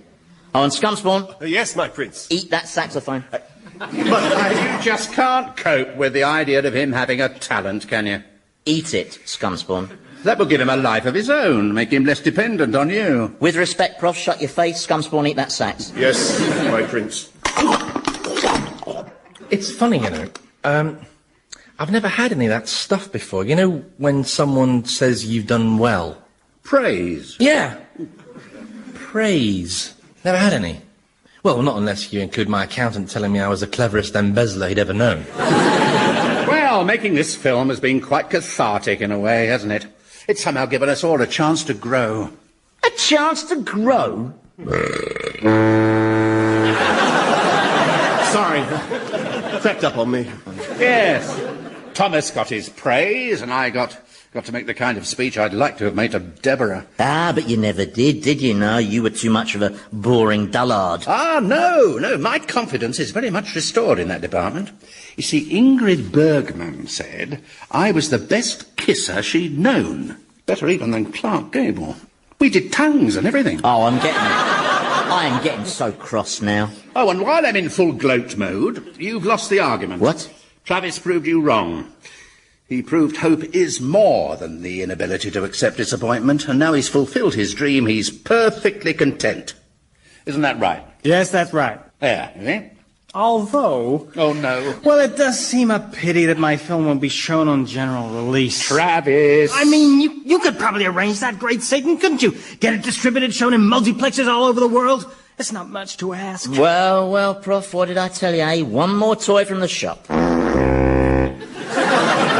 Sorry, I can't help it. It's a wind instrument, isn't it? It looks like your gloat was a little bit previous, Professor. Well, I've got some leaves to sprinkle on the railway line. Oh, and don't forget, mortals, hope springs eternal. In fact, that's what's so funny about it. You do realise what you've done, Travis, don't you? You've handed Satan a victory.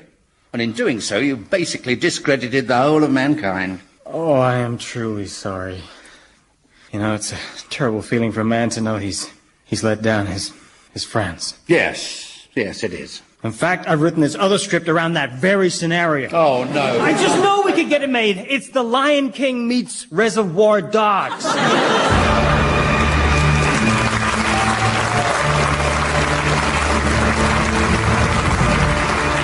Old Harry's Game featured Andy Hamilton as Satan, James Grout as the Professor, Jimmy Mulville as Thomas, and Robert Duncan as Scumspawn, with Felicity Montague, Philip Pope, Nick Revel, and Michael Fenton Stevens. The programme was written by Andy Hamilton and produced by Paul Mayhew Archer.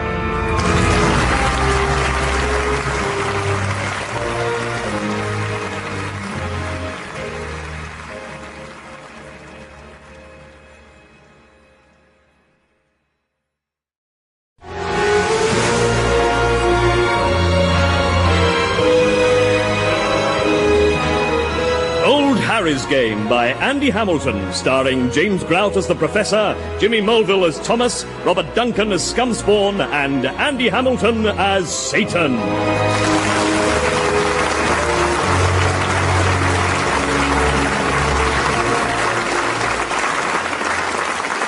And you see, Thomas, an individual's consciousness develops through various stages.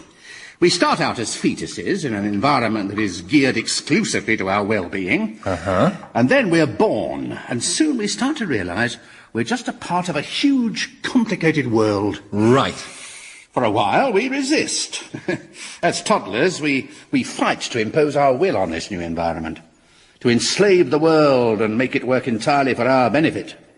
So, what's the next stage? Trick question. There is no next stage. Well, there is, actually. It's where you begin to interact with society and acknowledge that other people have needs as well. That's the next stage. All right. But it's not compulsory, is it? Clearly not. But without going through this stage, an individual remains trapped in the mentality of a toddler. He doesn't develop emotionally beyond a pattern of infantile behaviour that is, can you not flick bogies at me while I'm talking to you, please? Greetings, mortals. Professor, there's some post for you. Oh, is there? Of course not. This is hell, you fool. Still,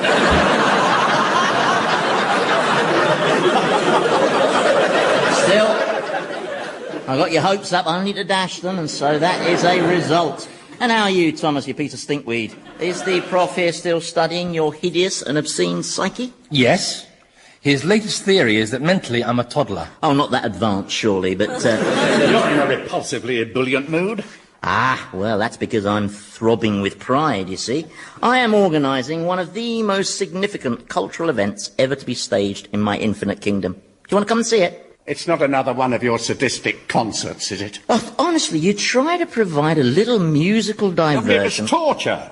I mean, making us sit and listen to that 6-year-old doing his recorder practice. I mean, the kid wasn't exactly musical, was he?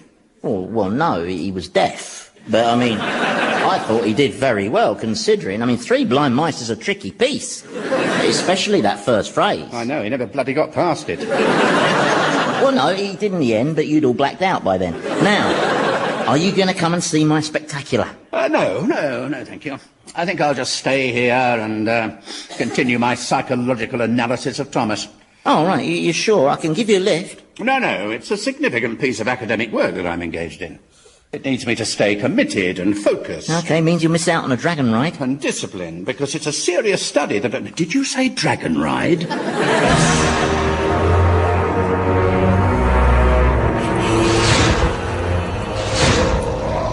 OK, just put us down here gently, boy. Whoa, oh, that's... No, not nice landing. OK, boy, thank you. That'll be all. Bye. So, Prof, did you enjoy your first ever flight on a dragon? Well, it was a bit on the turbulent side, especially when he started looping the loop.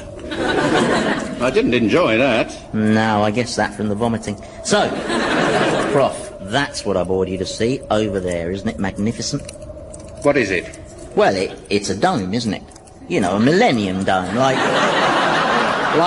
the one in Greenwich, only this is my celebration. Oh, I see. Yeah, I mean, obviously, my dome differs from the official Millennium Dome in some regards. For a start, my dome is in the shape of a dome. Theirs isn't. But then I suppose come and visit the Millennium sort of big white knotted hanky-shaped type thing doesn't that some ring, does it? So, now then, down there, that large arena, that's the Spirit Zone. My God, there must be 20,000 people there. Oh, yeah, and all the religions are represented in the Spirit Zone, apart from Scientology, which I put over there in the Total Bollocks Zone. And what happens in this Spirit Zone? A fantastic pageant. You see, at regular intervals, a bell rings, and all the Christians attack the Jews.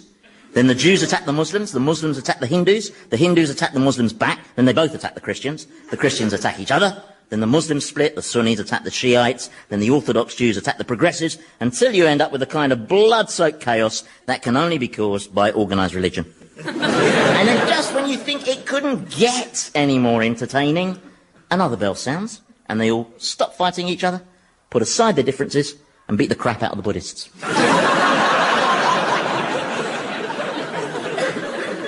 Why? I mean, the Buddhists haven't done anything. Exactly. Their passiveness is, well, it's just provocative, frankly.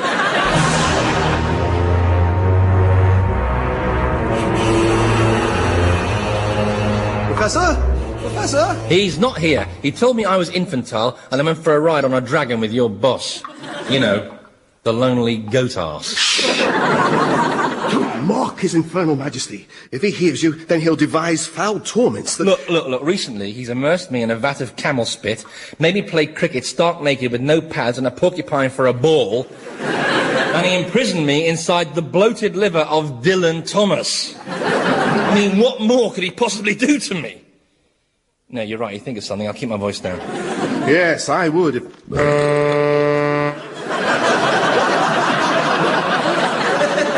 What was that? Oh, it's that saxophone Satan made me eat. Keeps repeating on me. He was so angry, wasn't he, eh?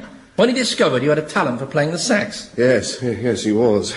I've never seen magma coming out of his ears before. Anyway, can you tell the professor I was looking for him? Only I've got something I want to show him, that's all. I'd value his opinion. Oh, but not my opinion, eh?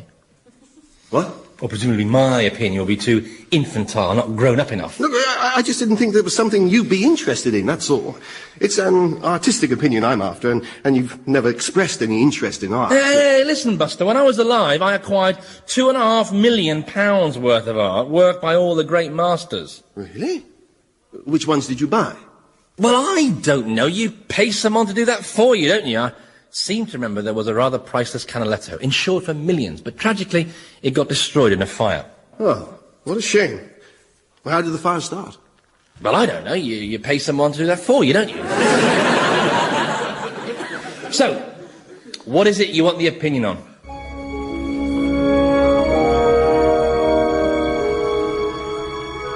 Well, I'm sorry, but I think that this exhibit is, well, it's an insult. It's a symbolic representation of the sum total of man's cultural achievements. It's a cheeseburger. A double cheeseburger in a sesame seed bun. Don't sell it short now. And over here's the mind zone. See, now in this display, you can actually see the miracle of the human brain at work. Only because you sawed off the top of the poor chap's skull.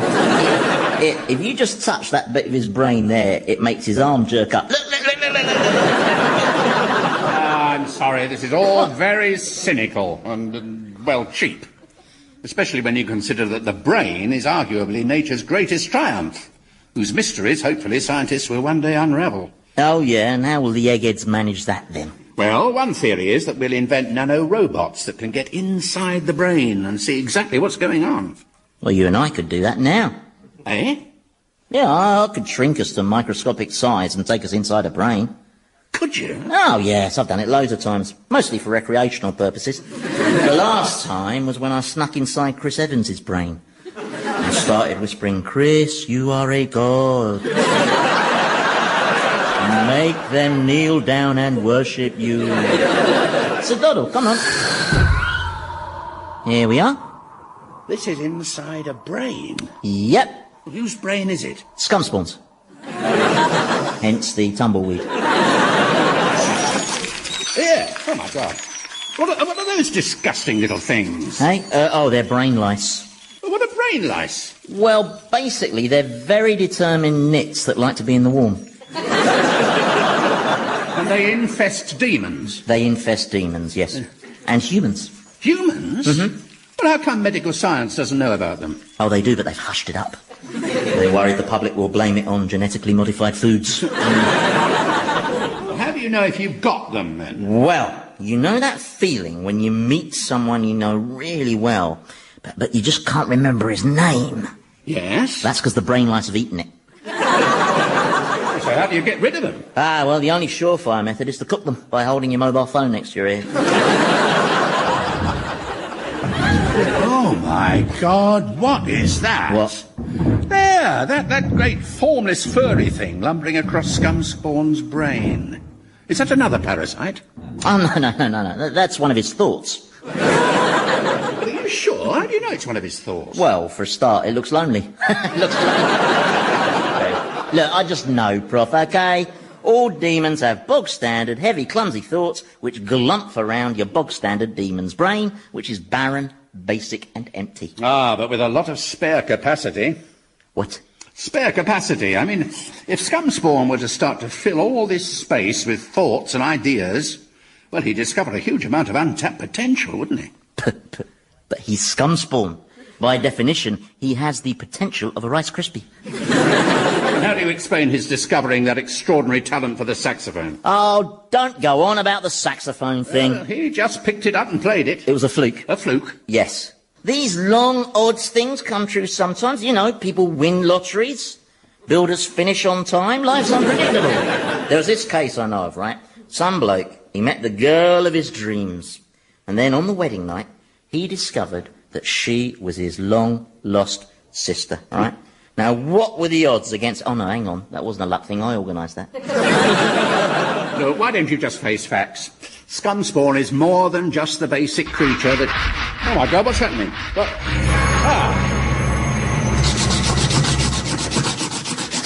Why are you scraping your head against the wall? I've got this funny tickling feeling deep inside my head. Seems to have stopped. So, you're saying you painted this picture? Yes. What do you think? It's brilliant. Brilliant? Hmm? Oh, right. It's a portrait of Satan. I can see that. You've really captured his colouring, that horrible green. Yeah, well, I achieved that colour by blending lots of different shades of snot, which also gives it that dimpled texture of mucousy gunkiness.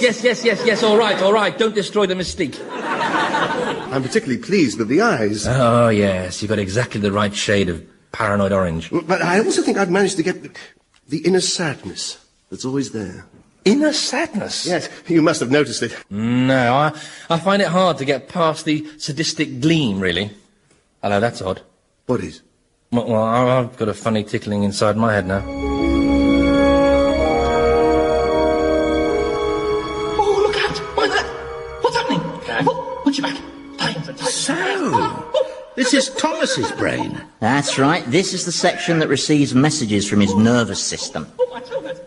Yes.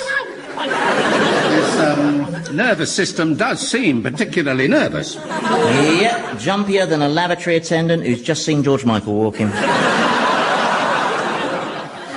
Is there any chance we could have a bit of a rummage around in Thomas's memory? Yeah, sure thing. It's just through this door. Oh, hang on a sec. Blue! Sorry, I just couldn't resist that. Well, it wasn't me. He fell. You've got to understand. If you don't have sex with me, I'll become physically ill and die. Here we are. Thomas's memory. Not a pretty place. Quick, fill his pockets with stones. That way he'll sink faster. Is memory really as random as this? Well, these are raw memories, aren't they, before they've been processed and selected, you know, like Tim Pease. For instance, in your mind, this processing process would filter out any memories which might confirm how your wife used to find you as exciting as a wet Sunday in Penge, you know. Yes, well, I would never have known that, would I?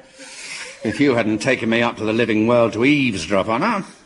But that was your bloody idea. I mean, honestly, everyone blames me for everything. I tell you, that's the trouble with being Satan. People demonise you. Now, what's through here? What's through here? Milk. Want milk. Sounds like memories from when he was a baby. Want breast. Or it could be adolescence. Well, let's try through here. Do you know, it's the strangest thing. What is? Well, I must have read hundreds of learned scientific studies written by neurologists about the workings of the human brain, but not one of them mentioned doors. Yeah, but this is Thomas's brain, don't forget. I mean, the design is bound to be fairly crude. I mean, biologically speaking, if you had a more brightly coloured bottom, he'd be classed as a baboon. Well, I just imagine the brain as a less literal, more organic sort of place. This is like walking around IKEA. All these doors and partitions and hatches. Hatches? Yes, I mean, there's one down there, see? Sealed by those great big rusty bolts with that red sign saying, danger, do not open under any circumstances. Well, if it says danger, do not open, Prof, it's probably best if you don't actually... Why did I even waste my breath?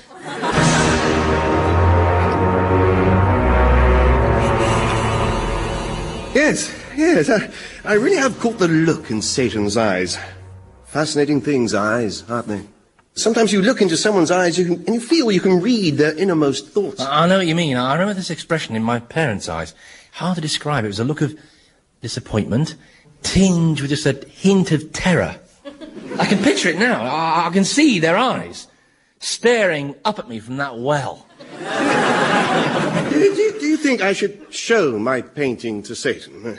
I mean, he might be quite flattered. Yes, he might be flattered by a portrait that shows him as vulnerable and deeply sad. Yeah, well, because I portrayed him in quite a sensitive light. Yeah, the soft, bogey green light. Yeah, and it is fundamentally a sympathetic representation of him that brings out the more melancholic, gentler side of his personality. I'd better hide the painting. I think so, yeah.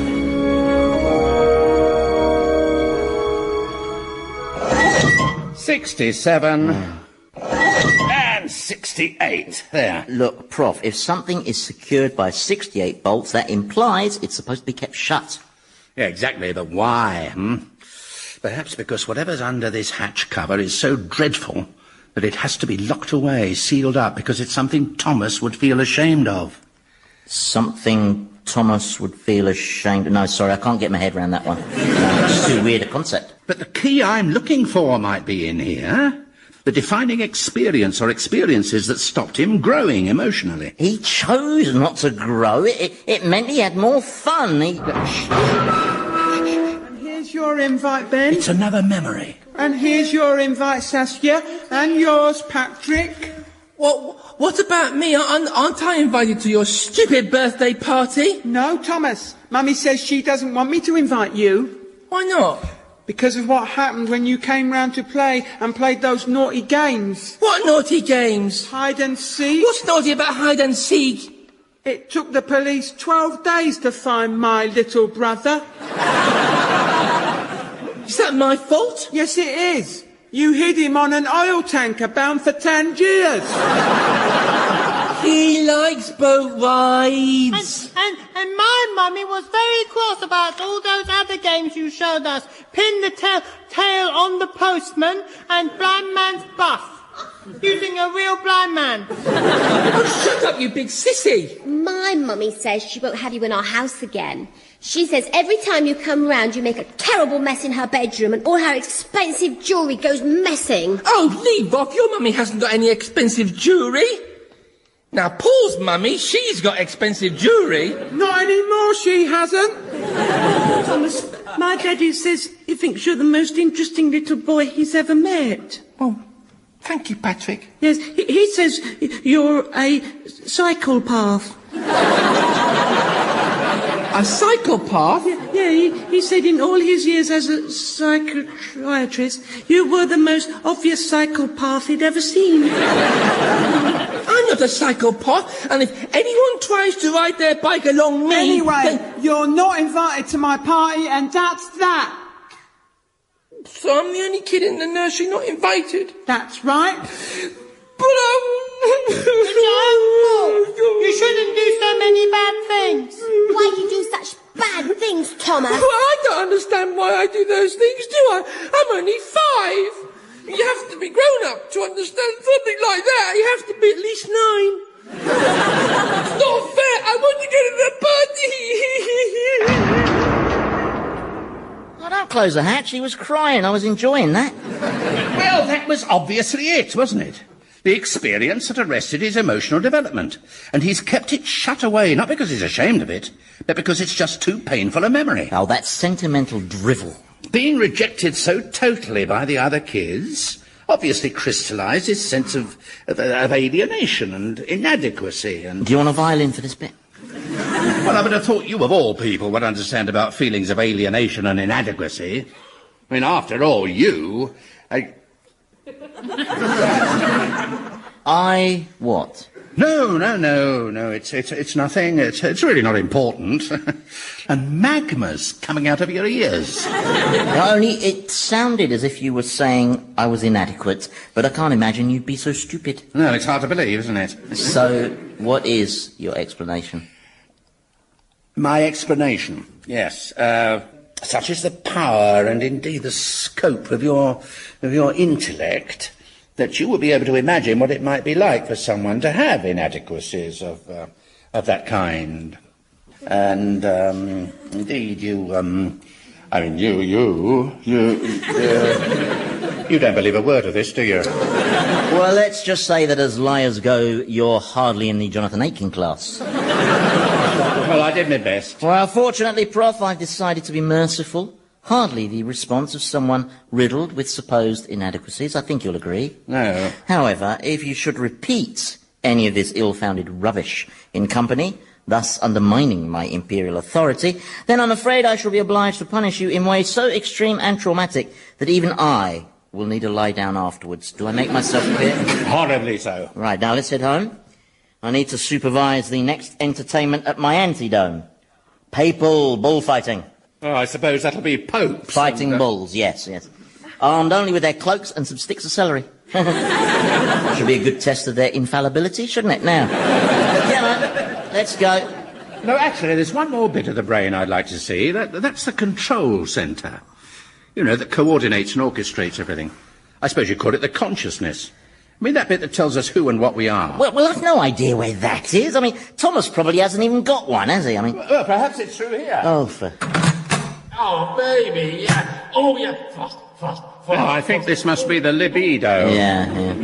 What about through here? The French don't wash. There's no such thing as poor, only lazy. All Asians live in this country. Hey, what's this? Well, I had a guess. I'd say this is where Thomas keeps his prejudices. No, interesting thing, prejudice. The way we soak it up from the environment around us. Yeah, well, I think Thomas probably grows his own. Ginger people are bastards. Come on, let's go. There's another door here. Now this is obviously where the brain receives visual data from the optic nerve. Because, look, up there, we can see what Thomas is looking at. And it's all upside down, of course, because the human eye records images upside down and the brain has to flip them the right way up. There must be some good evolutionary reason for that. It's got nothing to do with evolution. God rushed the eyes, didn't he? Put them in the wrong way up.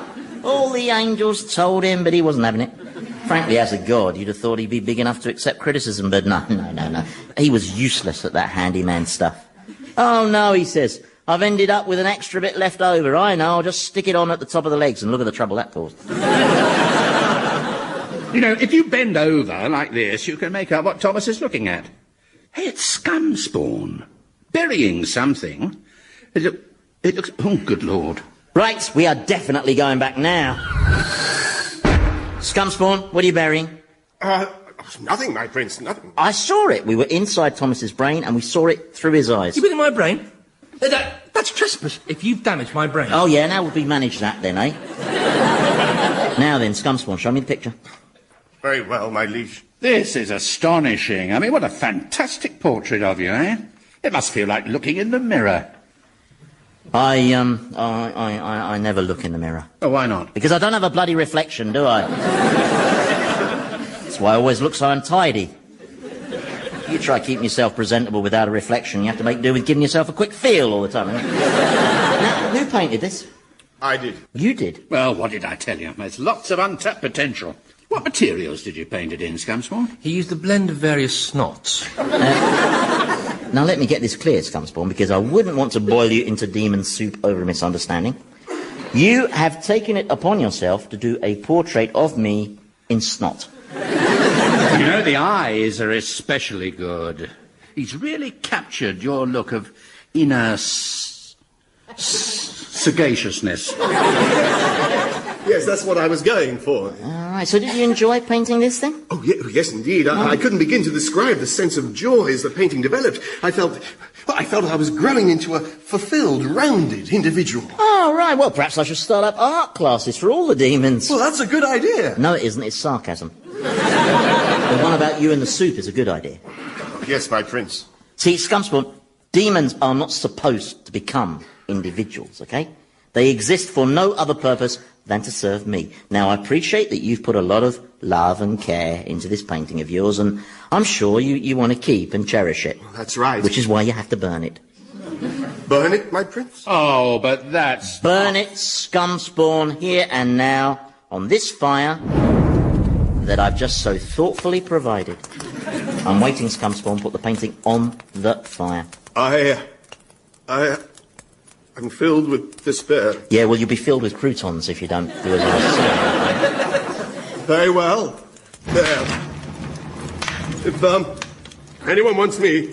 Well, nobody will want me, will they? Who am I kidding?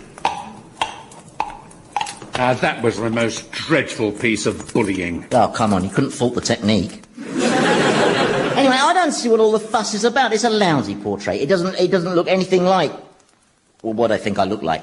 Now let's stoke this fire up, shall we? Let's barbecue this stupid thing. By the way, Thomas, there's some good news. I think I may have found it. The defining experience that arrested your emotional development. It was that children's party you didn't get invited to when you were 5. Oh, that. And I know why you felt you had to lock that memory away. You do? Oh, yes. Well, nothing was ever proved. It was all circumstantial, and besides, where would a 5-year-old boy like me have been able to get hold of that much Semtex? The police were just guessing. Semtex? Oh, no. What? That's why he locked that memory away, Prof. Not because of shame or pain. He was just worried it might incriminate him. Come on, let's head off to the Antidome for my main event. No, thank you. I don't want to witness an orgy of sadism. Oh, well, can I have a seat then?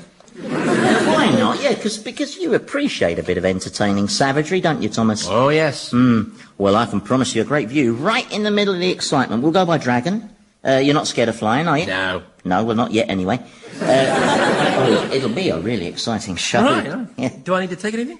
No, just this red cloak. And this stick of celery. All right.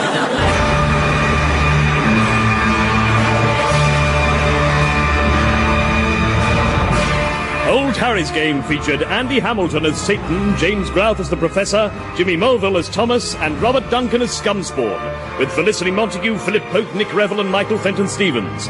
The programme was written by Andy Hamilton and produced by Paul Mayhew Archer.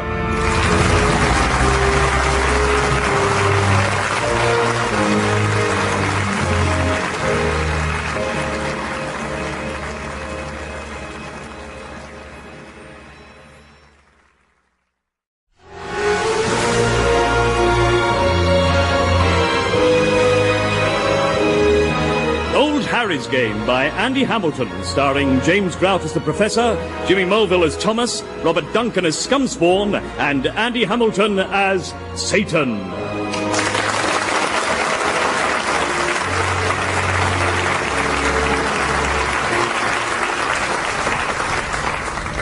You see, well, the trouble with Satan is he's not really someone you can take your problems to. No, he's more someone you get your problems from. So I haven't felt able to tell him how I've started to experience this feeling, this desire to express myself more as an individual, because I just feel that I have so much more to offer. Oh, why do all employees bellyache like this, eh? When I was alive, I had a basin full of it. I was besieged by self-pitying underachievers, even the office cleaner. I shouldn't be doing this, she said. I'm too old to be a cleaner. You work me 12 hours a night, 7 nights a week and 10p an hour. It's not right. I deserve better than this. So I told her straight. Oh, stop whining, mother.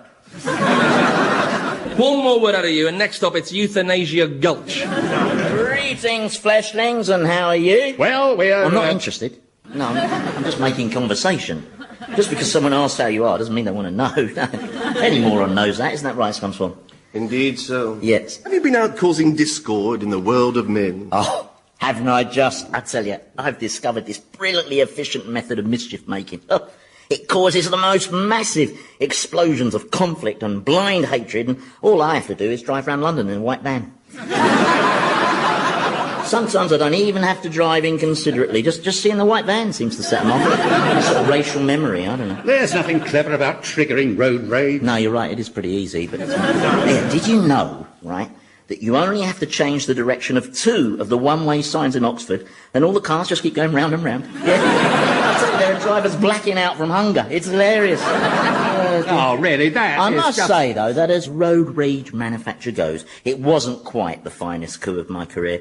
No, that would have to be Paris, 1995, when I drove that 45-foot wide milk float round the periphery. Or possibly the German Grand Prix in 96, when the Nürburgring mysteriously acquired a primary school. Michael Schumacher found himself stuck behind 35 Renault Megans doing the school run. And then, right, just as Schumacher was going ballistic, I pulled up behind him in my white van, you know, and gave him one of those annoyingly pointless toots. I tell you what, Prof, you can come up with me on my next motoring jaunt, if you like. Yeah, we can go up the fast lane of the M1, ramming cars that don't get out of the way Thomas used to. It was not ramming, it was controlled nudging. Well, apart from the last time. What, when you nudged that oak tree with your head? Oh, I love being out on the roads. Somehow they're like the perfect metaphor for humanity. Great teeming rivers of selfishness and aggression. On the other hand... We don't like sentences that begin, on the other hand, do we? No, they tend to lead to trouble. No, I was merely going to say that, to me, roads epitomise the positive, cooperative nature of man. I've got a very bad feeling about this conversation. No, really, it's amazing when you think about it. That millions of cars can whiz up and down those great arteries of communication. I mean, it just goes to show that, for the most part, man is highly social. Now, I know all generalisations are dangerous. Including that one. What? All generalisations are dangerous is a generalisation. So, if someone says all generalisations are dangerous, we should ignore what they say on the grounds that it is inherently dangerous. 15 love to me, I think, Scumspawn. Yes, indeed. Scumspawn, is it my imagination, or are you doing less grovelling than you used to? Sorry, my liege. What's happened to your body language? Where's the arse-licker stoop? All right. I'm sorry, Your Supreme Totalness. I got the impression that I was crowding you somewhat, that you were irritated by the grovelling.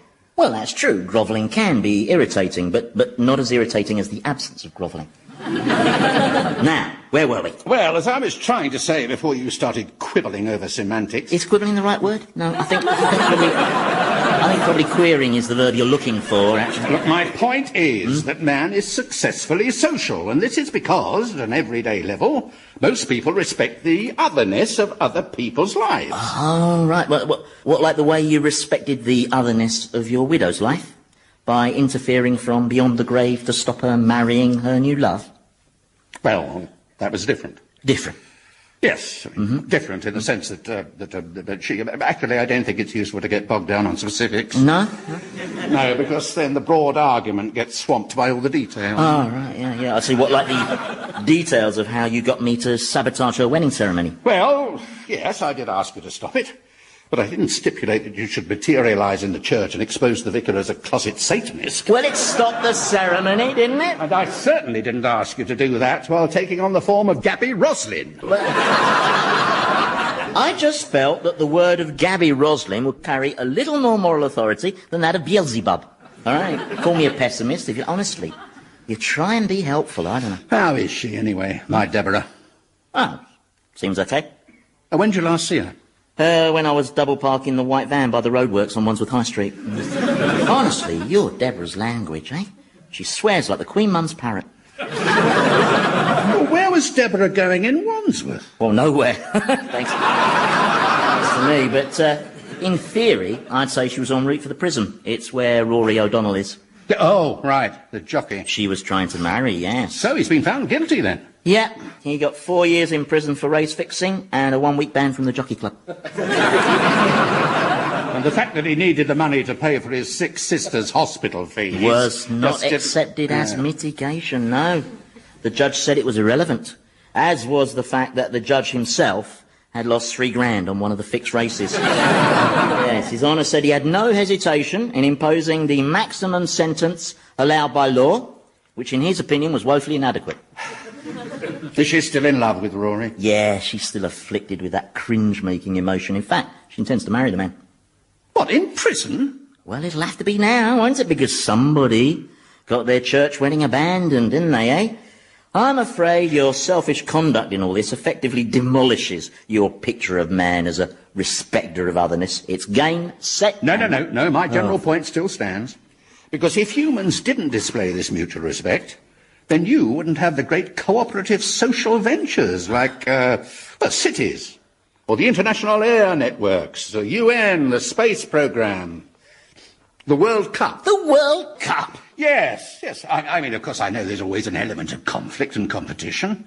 I mean, who was it said that sport is the continuation of war by other means? I don't know, but you'd obviously been to Millwall. But in in essence, something like the World Cup is... A sleaze fest, that's what it is. Characterised by greed, corruption, jingoism, violence, and endless opening ceremonies involving parachutes. I mean, it always ends up as a celebration of man's revoltingness, as any such event is doomed to do. Well, there's a generalisation, if I ever heard one. I can prove it. Here and now, right? We'll stage a World Cup between the nations of men. What, here in hell? Well, it's hardly a suitable venue for a World Cup. Oh, they had one in America. But there's no grass here. You can play football on hot cinders. You just have to keep on the move and go easy on the slide tackles. Well, what about the ball? I told you go easy on the slide tackles, right? And if I'm right about human nature, as I invariably am, then this tournament will descend into total carnage. And if you're right, then, well, I'll eat my horns. You're on. Oh, yes, this is another one of my brilliant ideas, isn't it, Scumspawn?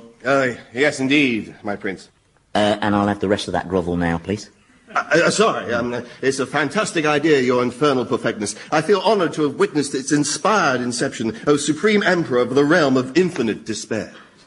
Yeah, it's not bad, and the body language is more servile, you know. But you know earlier, when I referred to the arse-licker stoop... Yes, my prince?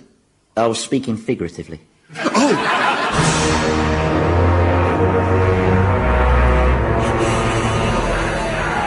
Well, if you ask me, Scumspawn, this tournament's got shambles written all over it. I mean, you can't call this a proper sporting event. There's not a single hospitality box. Did you used to go and watch many football matches then? No, I don't like crowds. They're always full of other people. I did go and see a Manchester United home game once, though. Not very entertaining. There were no punch-ups, and the start was delayed. Really? Yeah.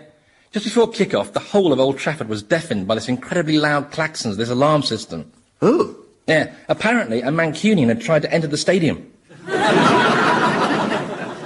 And, of course, my accountant advised me I should get a season ticket for Chelsea, because you can get quite a lot of tax relief on that bigger mortgage. Did you play much footy at school? No, I wanted to, but I was never picked. Not once. Why? Weren't you any good? I was the best. They said I was too greedy, claimed I never passed the ball. I can still hear that sanctimonious sportsmaster, Mr. Grove. Your problem, Thomas, he said, is you don't realise it's a team game. And your problem, I said, is you got a very ugly wife. 3 detentions I got for that, for a bit of playful banter. Thomas, can you just come over here a sec? What now? Now then, men, I just wanted to say to those of you who will be playing for England that not only are you representing your country, but more importantly, you're representing humanity. Right. So, what I beg of you is that you approach this competition in a sporting manner. So, no elbowing, no stamping on opponents. What, not even if he's lying helpless on the ground? No. Not even if he's Argentinian? No. Satan assures me you've all played football at a reasonably high standard. I played for Crystal Palace. Well, all right, apart from you. You're all reasonably proficient, eh? Yeah. OK, good. Which brings us to the question of who shall be captain. Well, Percy should be skipper. He captained the team that won the FA Cup. Oh, is that right? Are you a cup winner? Oh, yes, with the old Carthusians in 1881. It was an epic encounter. Old Carthusians beat old Etonians 3-0. I bet people are talking about that match still. Yes. Mm-hmm. And are old Carthusians still dominating the world of football? Not totally, no. To be honest, the public schools rather moved out of soccer into rugby union. Oh, I knew that would happen, yes. It was the invention of the scrum that did it. Once word got round that there was a sport where it was legal to stick your face into your friend's bottom, then... Yes. No, Prof, you ready to start? I'm just trying to decide on the captain. Well, I appointed you manager, so chop chop. Why is he the England manager? Because he's got a turnip-shaped head. Now, don't question my judgment, mortal. I played for Crystal Palace. Well, that's not my fault. I've made my decision. Thomas. What? Put on this armband. I'm making you captain. You're making me captain? Yes, and I'm expecting you to set an example of sportsmanship. What are you doing? Well, I'm making Thomas skipper because I think it might just be the making of him. It'll force him to interact with others and acknowledge their needs. Yeah, but this is Thomas we're talking about. A man who Saddam Hussein refused to buy chemicals from on the grounds that he was too dodgy. Thomas. who 7 times on the trot was voted Man of the Year by the publication Bastards Weekly. No one's ever made me captain of anything. Well, I know it's a gamble. I mean, no one's ever shown that much faith in me. Yeah, and we're about to find out why. I hate to be as cynical as you know, always seeing the worst aspects of people. They're the only aspects, Prof. Now, let's get this tourney underway. Small point, we don't have a ref. Oh, yes, a ref. By tradition, a complete tosser who gets everything wrong. Scumspot? Yes, Your Magnificence. Is that it? Well, You do know what happens to any demons who fail to meet their grovelling quotas, don't you? And who I deem have ceased to serve a function? Well, I did once hear this rumour that you explode their bodies into millions of particles of demon dust, and then you sweep them up with a dustpan and brush, and empty them down the waste disposal abyss. Oh, scumspawn, you know how ridiculous the rumour mill gets in this place? I mean, you really shouldn't believe every horror story you hear. Of course not. But you should believe that one. Now then, I'm appointing you referee for this tournament. Why, thank you, my prince. Well, I'm honoured. But we must be able to find someone fully qualified. I mean, surely some refs go to hell. All refs go to hell, but I want Scumspawn. Oh, I get it. You're hoping that if all the matches are incompetently refed, then the tournament would degenerate into violence and chaos, and you'll claim to have proved your point. I'd hate to be as cynical as you, Prof. Always seeing the worst in devils.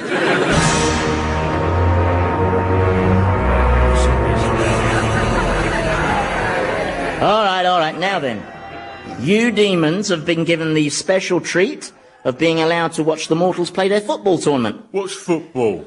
Well, it's basically the same game as that one we play, you know, where 2 teams using only their feet try to score in each other's goal, except that they use a ball instead of a priest. OK, so I'm off to take my place in the temporary seating. So will you welcome, please, for the opening match of the Underworld Cup, the teams of France and Italy. Can you just let me through to my seat, please? Excuse me. Sorry, did I spill my bovril there? Sorry, thank you. Just shut up my seat, please, Prof. I'm looking forward to this. I seem to recognise the chap warming up on the wing for France, over there. That's Jacques Cousteau, yeah, a keen footy player. Yeah. Oh, right. Is he any good? Yeah, pretty good. Bit of a diver, you know. What's happening? Looks like some crowd trouble. Sod off, you potsy bunch of greasy stinking Euro ponces. Bugger off back to your garlic and your hairy women. Oh, no, who let Jane Austen in? Get her under control, come on. First one who touches me loses both goolies. I still can't get over how vulgar she is. Well, you should never confuse the writer with their work. I've told you before, Prof, yeah? I never knew she was a football fan. Oh, yeah, used to support Mansfield Park Rangers. There we go, they're off. My money's on Italy. Yes, well, they're certainly pushing the ball around nicely. Yeah. Who's the tall midfield player? Hey, that's Borgia. Hey, that bloke's offside, ref. Borgia? Handball, come on. What, as in Cesare Borgia? Well, what's he doing out there? Well, it looks like a sort of holding role in front of the back 4, so... Oh, but Borgia's a 15th century murderous as... Ah, I get it. You put him out there to sabotage the tournament by causing trouble. I knew I shouldn't have let you find the players. Yeah, well, you couldn't have found them, could you? You don't know where everyone is. I mean, it would have taken ages, wouldn't it? And we haven't got forever. Well, all right, we have got forever, but... but I don't think eternity should be used as an excuse for poor time management, do you? Yes. Actually, can you just shut up one seat and let Fergus sit in there, please? Fergus? Yeah. Oh, I'm sorry, I should have introduced you. Fergus, this is the Professor. Fergus O'Donnell, pleased to meet you. I've put Fergus in charge of the Irish team. Only this is an Irish team with a difference. Oh, why's that? It's got Irishmen in it. That's right. 5 of them. There's 3 who had Irish grandparents, 2 who had an Irish great-grandparent, and 1 who had an Irish setter. So, have you got footballing background then? Oh, yes. Played semi-pro for many years. And my boy was on Celtic's books for a while, but then young Rory chucked it in to become a jockey. A jockey? So he'd be Rory O'Donnell, the jockey? Yeah? That's right. Do you know him? Well, Prof, do you know Fergus's son, Rory O'Donnell, the jockey? I've met him through a mutual acquaintance. All right. And would this be recently? Quite recently. Yeah. And how is my boy? He's fine. Just let's watch the game, shall we? Oh, right. Oh, look, did you see that tackle from Borgia? Wasn't that brilliant? Rubbish. Oh, referee, what's he blown up for? Right. It was a violent challenge from behind. It was slightly mistimed. It was not slightly mistimed. He used a dagger. Well, That Frenchie's just play I know, acting. I don't believe it. Now he's pretending to have severed an artery. Look, the ref's not going to fall for that old trick, is he, surely? Oh, he bloody is. Look, Oh, look. no. He's Send red, him off. He's, Send him off. He's red carding Cesare. Oh, give him over. What are you doing, you great pillock scumspawn? Who's the wanker with the horns? Who's the wanker with the horns?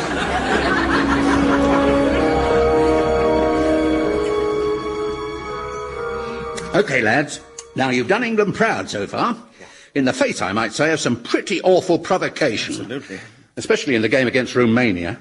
But fortunately, Scumspawn handled the Vlad the Impaler incident very well, I thought. Yes, and as for your captaincy, Thomas, you've shown leadership and a marvellous sense of fair play. Yeah, nice one, Thomas. Absolutely, well done. What do I do now? Sorry? When people say nice things to you, what do you do? Well, you just accept them with a smile. Oh, right. So it's all a bit new, I'm afraid. Well, you're doing jolly well, Thomas, old chap. I'll get you for that, you bastard! I'm so sorry. I was force of habit. I'm something. Hey, Prof. You lot ready for your semi-final? Ready and confident. Good. Oh, incidentally, your opponents have had to make a few team changes. Really? But the Germans look very strong in the last round. Oh, yeah, but you know what it's like when you've got so many big games so close together. You know, you need to make full use of a large squad. Yeah, so they brought in this nippy little striker. You can just see him warming up over there. That's Attila the Hun, isn't it? Yeah. He's got a very nice left foot, hasn't he? Yes, but whose is it? And why is he waving it around on that pole? He's just trying to psych us out. But it won't work, will it, lads? No. We won't be provoked. What is he doing? He's rising to the occasion. That's right. I'm captain of England. And captains of England behave with dignity and honour. Two things you know very little about. Well, I bet you had to look them up. Who's in charge of the German team? I am, Scumspawn. And Scumspawn, I trust you're not going to ref this semi in the same officious, prissy, over-strict manner as the previous games. Well, you gave me the honour of being referee, and I'm determined to uphold the rules, if it's the last thing I do. And it may well be, believe me. Which brings us to the problem of Attila the Hun. Problem? Yeah. You see, I'm afraid Attila the Hun's ineligible to play on grounds of nationality, because he's not really German. He's Attila the Hun. Hun. You know, unless he was called Attila the BMW driving sauerkraut scoffer, he couldn't be more German, could he? Hey, but you see, I looked it up, and the Huns were a nomadic tribe who swept into the German lands from the plains to the east. So I'm afraid, strictly speaking, Attila does not qualify to play for Germany. He can play for Ireland. I don't want him to play for Ireland. Well, I bet when you appointed Scumspawn as ref, you didn't expect him to be so authoritative, eh? Still, life's full of surprises. Not for me, it isn't. I'm the springer of surprises, not the springy. And I hardly think, Scumspawn, that defying me in front of witnesses constitutes a return to acceptable levels of grovelling. You have to keep to the rules, or anarchy beckons. No. The dustpan and brush beckons. Oh, let him have Attila. Hey?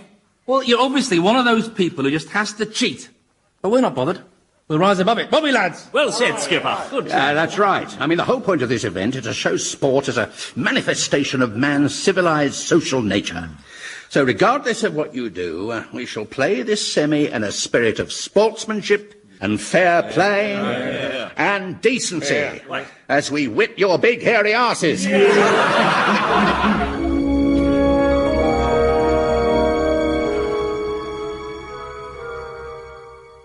Oh. I can't believe it. Oh, come on, fellas. You did England proud. I can't believe it. Even in the eternal afterlife, beaten on penalties.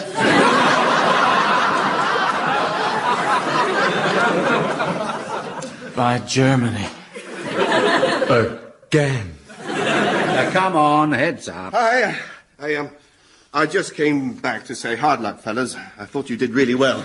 Well, we thought you did really well. The way you stood up to Satan's gamesmanship.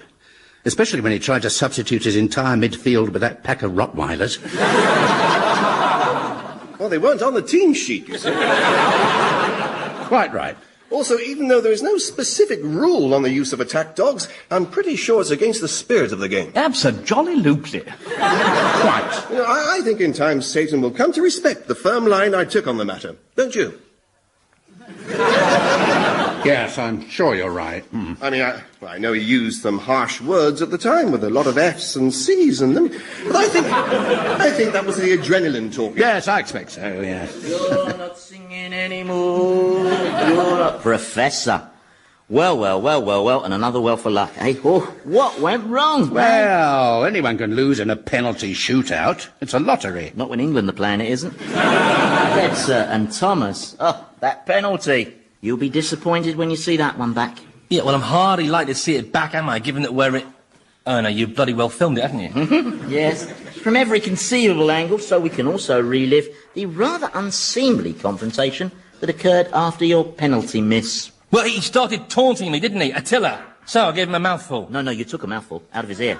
And the ensuing brawl finally confirmed this tournament's descent into the antisocial barbarism that I so shrewdly predicted. But you conspired to provoke it. Oh, yes. Blame me. Go on, I don't care. As the Antichrist, you get used to criticism. Can I just say, my prince, how very much I'm looking forward to officiating in the final. Yes, you can say that, only there isn't going to be a final. No final? Don't need it. I've won my moral argument with the prof here, so I'm just off to disperse all the demons and take off Jane Austen's muzzle. But officiating in the World Cup finals, every referee's dream. Hello there, Professor.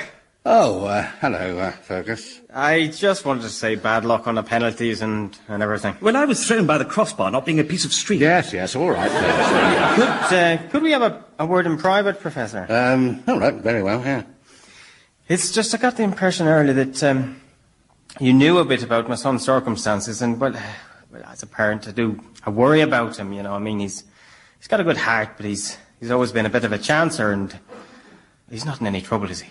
In trouble? Yes. Well, actually, no, he's fine. Oh, thank goodness. I've always felt that all he really needed was the love of a good woman. Yeah, well, he's got that now. Really? Oh, that's fantastic. What's her name? Deborah. And, what's she like? Oh, she's wonderful. Oh, that's really putting my mind at ease, Professor. You know, I do miss the lad. Yes. Funny thing, when you're alive, you miss your loved ones who've died, but you never imagine they might be missing you. No. No, you don't. Well, I'm away off to meet Pitts. Nice to have met you, Professor. Nice to have met you, Fergus. I know you're around here somewhere, Satan. Surprise! Yeah, I was being invisible right beside you. I never get tired of doing that. It's a great laugh, especially in saunas. Fergus was some sort of a test, wasn't he? Well, how did I do? Ooh, you told a lie about his son not being in trouble. To protect his feelings, yeah. Yeah, well, maybe you scored a bit of a late consolation goal there. There you are, my liege. You disappeared while I was in mid-sentence. Ah, yes, now talking of sentences, it's time for yours. Sorry? Well, you did defy me, didn't you? Several times, in fact, so I'm afraid it's the waste disposal abyss for you, dust boy. No, please. Bye-bye, scum spawn. Are you really as pathetically weak as that? I beg your pardon? Are you so insecure that the moment an underling asserts his individuality the teeniest bit, you feel so threatened you have to pulverise him to dust? It's laughable, isn't it, Thomas? Yeah. Oh, sorry, I've got a bit of Attila's ear stuck between my teeth. Or is it that you're jealous, eh? Jealous of the fact that Scumspawn, unlike you, is changing and growing. Jealous that he's becoming less dependent on you. Well, cat got your tongue? Listen,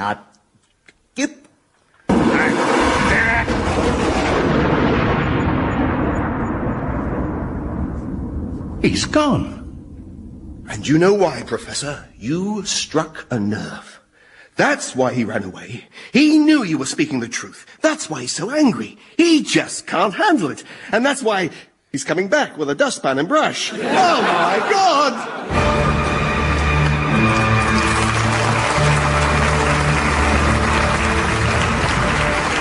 Old Harry's Game featured Andy Hamilton as Satan, James Grout as the Professor, Jimmy Mulville as Thomas, and Robert Duncan as Scumspawn, with Felicity Montague, Philip Pope, Nick Revell, and Michael Fenton Stevens. The programme was written by Andy Hamilton and produced by Paul Mayhew Archer.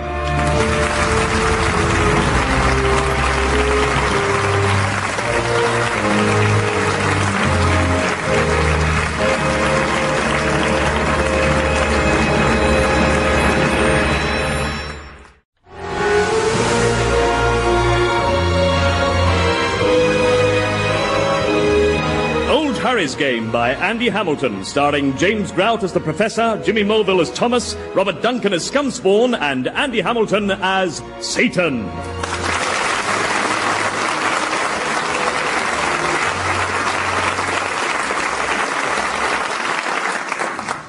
I want to go back to hell, and I want to go now. Why? Because, even by your sadistic standards, this has been a particularly gruesome tour. You've been whizzing me off to the most depressing trouble spots in the world and subjecting me to a horror show of human misery. And where are we now? Broadcasting house.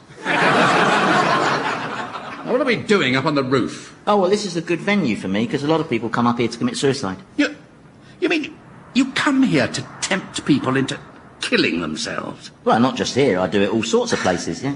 Sometimes I take on the form of a nice retired vicar called Trevor, and I man a phone for the Samaritans. Yeah. Don't enjoy it that much, you know. I mean, it's a bit like shooting fish in a barrel, really. Yeah, especially when I put them on hold and play them Leonard Cohen LPs. You're nothing but a... Wait. See, over there on the parapet, that's a jumper if ever I saw one. Oh, just look at his face. A picture of bewilderment and despair. Yeah, there must have been another restructuring. Oh, hang on, though. Look, a woman's approaching him. Oh, where did she spring from? Aha, she's starting to talk him down, look. Bob, look, I know things have been pretty grim for you. I know that, you know, like, well, all the presenters, you've been under a lot of pressure. Oh, the poor chap's a presenter. I wonder what sort of stuff he presents. Make no mistake, life can be a tricky baby to handle. She certainly looks a lot less complicated when your brains are squished across the pavement. Like strawberry jam. I think he might work on a motoring programme. Please, look, Bob, just stop and think. I've done a whole lot of thinking, and I've decided that this living lark is just too bloody painful. Come on up, Bob. Listen, just think about how many people love you. Oh, she's nice. She'll save him, you'll see. And above all, before you do this awful thing, please, just stop and think about the terrible, terrible damage you'll do to my performance targets. What? Well, you know, there'd be 16 suicides this month, and it doesn't reflect very well on me as head of personnel now, does it? But I just can't take any more. Well, you could at least have the decency to top yourself in your own time. Please, go home and do it. I mean, I can order you a car. Can we leave, please? This is just too distasteful. All right, then let's go down to street level and mingle with all those gawpers. Oh, dear. I think that poor chap's about to jump, you know. Oh, yes. Let's get our camcorders out, then. We'll probably be able to flog this footage to police camera action or Tarrant on TV. But Chris Tarrant wouldn't show footage of someone hurling themselves to their death, would he? Well, it's all right. He can pretend the victim was a foreigner. Oh, right, yeah. That way the smirk won't seem inappropriate. Well, even I'm finding this distasteful. Come on, Professor, let's head hellwards. Professor? Look, over there. Sitting on that bus. It's my Deborah. Oh, yes, so it is. Come on. No, but she looks dreadful. And something's wrong. We have to follow her. Look, we are not spying on your widow again. It just causes trouble. But you like causing trouble. Oh, yeah, you're right. Come on.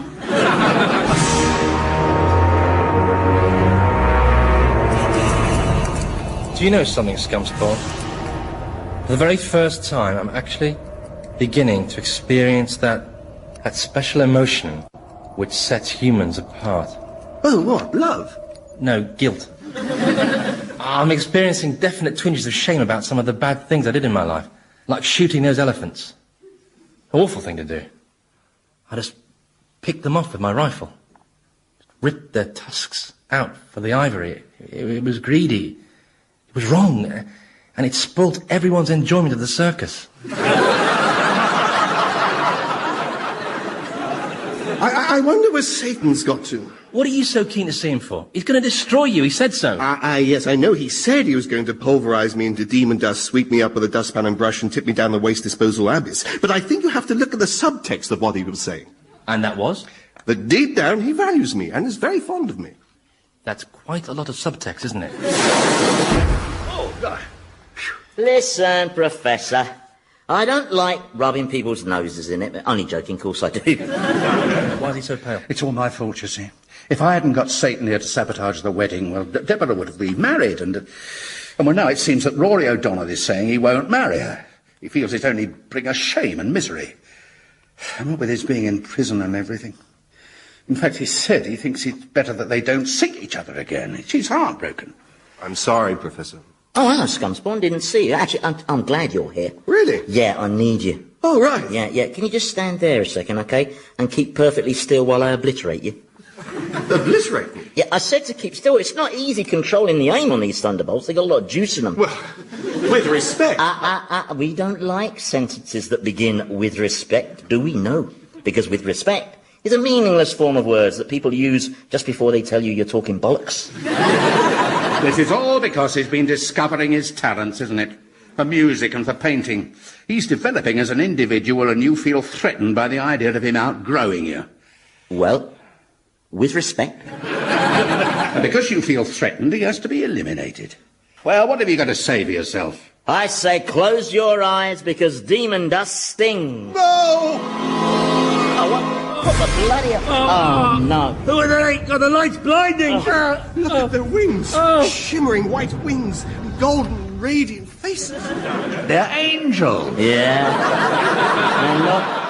And not just any angels. The big one at the front, he's the most famous angel of them all. The angel who told Mary she was with child. You mean it's... That's right. You are looking at the angel Graham. The angel Graham? Surely his name Be is... Be quiet, mortal.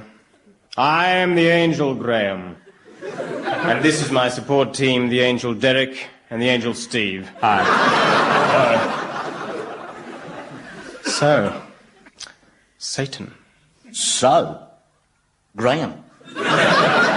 Long time no see. Well, you've only yourself to blame for that. I beg your pardon? You got yourself banished from paradise. You were entirely the author of your own destruction. With respect, Graham.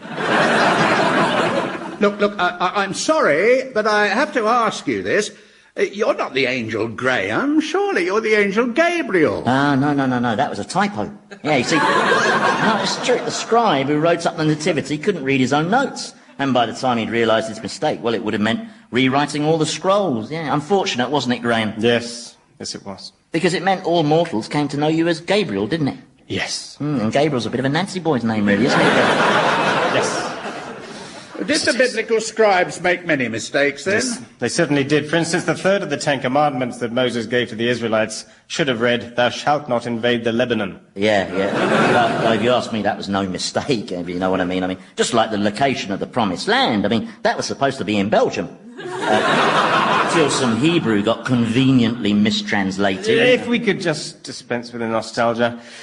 I am here... What's that yellow glow that surrounds you? Is it like the chemical luminescence you see in some fish? Fish? Yes. I mean, we used to keep cardinal tetras at home. And some evenings, me and Deborah used to switch off all the lights in the living room and draw the curtains and sit there in the dark, just watching our fish glow. Boy, you really lived in the fast lane, didn't you? So is your angelic glow that kind of luminescence, or is it some sort of subatomic radiation? Who is this nosy mortal? He's the professor. And why does he ask so many questions? I don't know, I think it's a disease. So, why are you here, Gabriel? Sorry, Graham. I'm here on a disciplinary matter, Satan. We've received reports that, contrary to the Almighty's most sacred laws, a senior demon And I've a pretty good idea who has been taking a mortal on sightseeing jaunts to the world of the living. Really? Oh dear. Well, it's slap wrist all round and off to bed with no supper. God is most displeased. I bet he is, poor old soul. You don't seem to be taking this very seriously. Well, I'm sorry, Graham, but it is a little hard to see exactly what these naughty miscreants could be punished with, given that this is hell, by definition the worst punishment imaginable. Oh, but he's created somewhere worse. What? Worse than here? Oh, yes. In a new dimension is a complex of top-security solitary confinement abysses, each designed to house one accursed wretch, totally alone for all eternity. Why has he done that, then? It's all part of a law and order drive, to be honest. You know, a zero-tolerance thing. Tough on sin, tough on the causes of sin. In fact, he's planning to visit 7 new pestilences upon the sons of man. So far, he's done 3.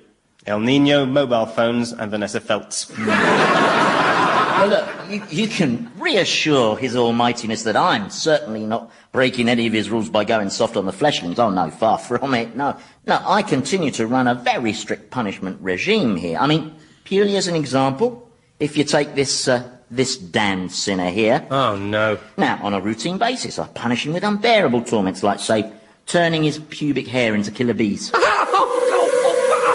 Or I fill his bowels with Amazonian fire ants. Or sometimes, for simplicity, I just hit him with a shovel. And if I time it right, his face actually takes on the shape of the shovel. You know, like the way it does in Tom and Jerry. See? Yeah. Do you want to go? No, angels aren't allowed to hit people in the face with shovels. No. Why are you staring at me like that, you deformed creature? I'm sorry. I just can't get over how beautiful you are. Was my master as beautiful as you when he was an angel? It was so long ago, I really can't recall. Can't you, Graham? Because I can recall everything. Yes. For instance, I can still recall the pain as God ripped the wings off my back. And the nausea as he force-fed me my harp. Oh, yes. And I can still hear the sound of you sniggering. Sniggering? Yes, you know, sniggering, the cowardly version of laughing. I think your memory must be letting you down, Satan. Because I stood silent. The profane enormity of your rebellion struck me quite dumb. Yes, apart from at the meeting, of course. Meeting? You remember the emergency meeting of the Allied and General Union of Angels and Ancillary Cherubim, Seraphim and Ambrosia Makers? You were very vocal. I can recall your exact words. God's getting too big for his boots, you said. Have a word with him, Satan. He'll listen to you. He likes you best. Well, you made these wild allegations at the time of your banishment, didn't he, lad? Yes. Yeah. But there was no mention of my having made any such inflammatory comments recorded in the minutes of that meeting. No, we all know you kept the bloody minutes, don't we? Well, we're going to take a tour of your kingdom now, Satan. Looking for evidence regarding these forbidden excursions. What sort of evidence are you expecting to find, eh? Well, I might just find the mystery mortal, and when I do, I'll offer him a deal. Clemency in return for fingering his tour guide. And, if the mystery mortal didn't accept the deal, what would he get? He'd get very lonely. I'll catch you later, Satan. Or maybe sooner. I'll have him, the poncy great ponce-faced ponce. He stitched me up, you know, all that time ago. But at the fall? It wasn't the fall, it was the push. and he's out to get me again. Well, he's hardly likely to get this proof he needs, is he? I mean, the only people who know about our jaunts are you, me, Scum Spawn and Thomas. Oh, right, so no weak links there, then. It'll all be fine. Yes, well, all excursions are definitely off for the foreseeable, all right? Yes. Oh, no, that was one of those yeses, wasn't it? With a long Y on the front. Well, it's just I'm really upset about how I've mucked up poor Deborah's life. And, well, if we made just one last visit before it's too late, then perhaps I could put things straight. Well, we'll both end up in solitary. But please. No, I'm sorry. What if Tinkerbell and his mates come back and notice we're missing, eh? Well, then, I'd cover for you. You'd cover? Yes. But I was going to annihilate you, so why would you protect me? Out of loyalty, I suppose. I bloody hate you, Scumspawn, do you know that? First you subject me to incessant grovelling that makes me feel like I want to rip your head off. Then you stop the grovelling, which makes me feel like I want to rip your head off. Then you breach all the protocols of demonic conduct by discovering annoying talents for the saxophone and for painting pictures of me, using blends of snot for paint. then to cap it all, you incense me totally by making me feel small. Oh. Thomas is coming round. Oh, my head, what happened? This! Oh. What did you do that for? To cheer me up.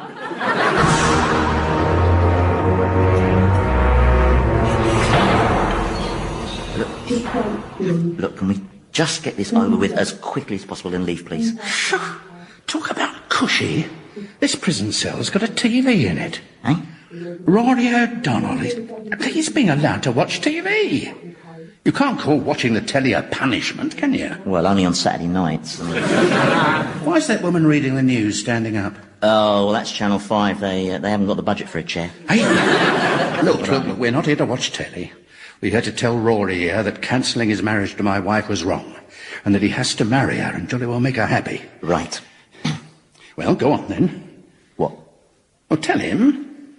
Take on some human form and tell him. Yeah, but whose form should I take on? I mean, it has to be someone he'd respect. Well, he's a jockey, so let's think. Who would he admire? Sugar? Oh, be serious. Well, I don't know who he'd respect, do I? I've got it. Lester Piggott. No, I'm not manifesting myself in the form of Lester Piggott because A, I'm not sure he carries much moral authority, and B, I can't do the voice. Well, there must be someone Rory would listen to. Ah, now, I've got an idea. And a worrying gleam in your eye.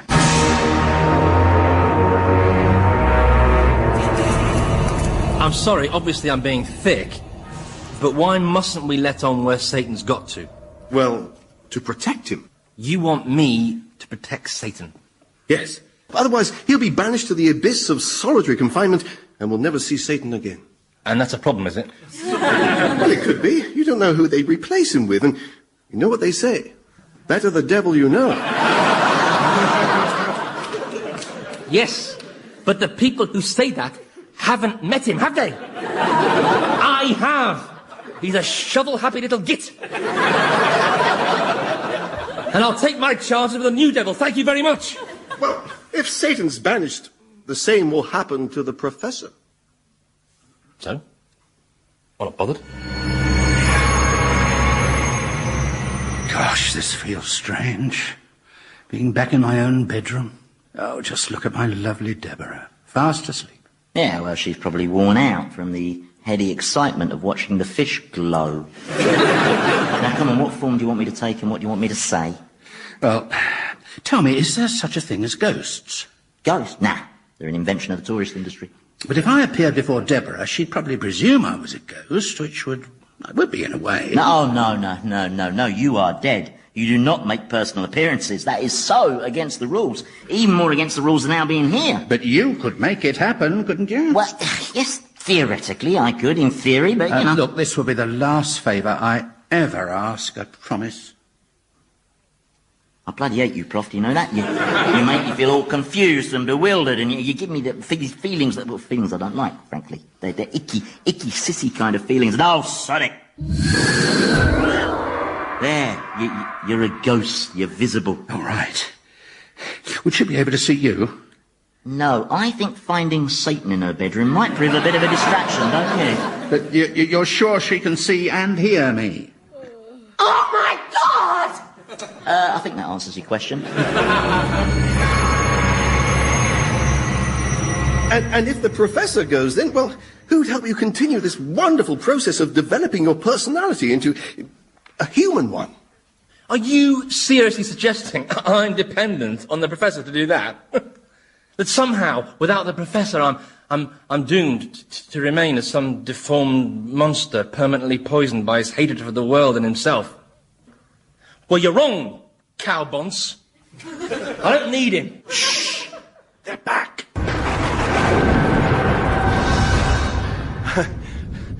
How was your tour of hell, your celestial angelicnesses? Certainly took you a while. Those demons certainly know how to enjoy themselves, don't they? Sorry? The demons. Everywhere we went, they seemed to be pleasuring themselves physically with the mortals' writhing bodies. Yes, it's messy work. But it's just part of a demon's job, I'm afraid. I don't suppose you angels have to do any of that sweaty stuff. No. No. Angels aren't supposed to gratify their physical needs. No. Oh. So, where is Satan? Can angels transform themselves into other creatures the way demons can? Where has Satan gone? Yeah, my favorite transformation's this one. Behold, as I take on the terrifying form of a monstrous, fire-breathing dragon. There. Pretty impressive, eh? That's a courgette.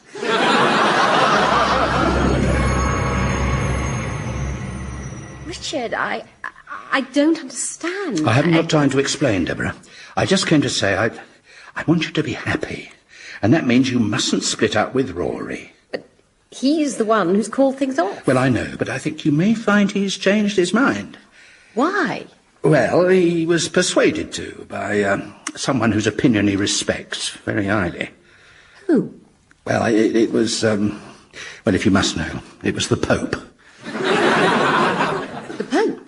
Spoke to Rory? Yeah, in a slightly dodgy Polish accent, yes. All that matters, my darling, is that you go ahead and just marry your beloved Rory, eh? We nearly got married a few weeks back. Yeah, I know. I was there. What? Big mouth. Well, you see, you may have thought that your wedding vows being interrupted when the vicar was denounced as a Satanist was just a spot of bad luck. But it wasn't, you see. That was all down to me, I'm afraid. I just couldn't let go of you, I suppose. But I'm letting go now. Oh, Richard. OK, Prof. Stylishly done. Now let's go, eh? You've let those tulips die. That's not like you. Well, I've been very down. But not anymore. Is it lonely on the other side? Well, it is quite lonely, yes. But at least it's full of, lots of us being lonely together. It's a bit like life, really. But look, we have to go. Can I kiss her? Well, you can, but if you do, the two polar dimensions coming into contact will result in a cataclysm that will destroy the universe. Best not, then. No, I think...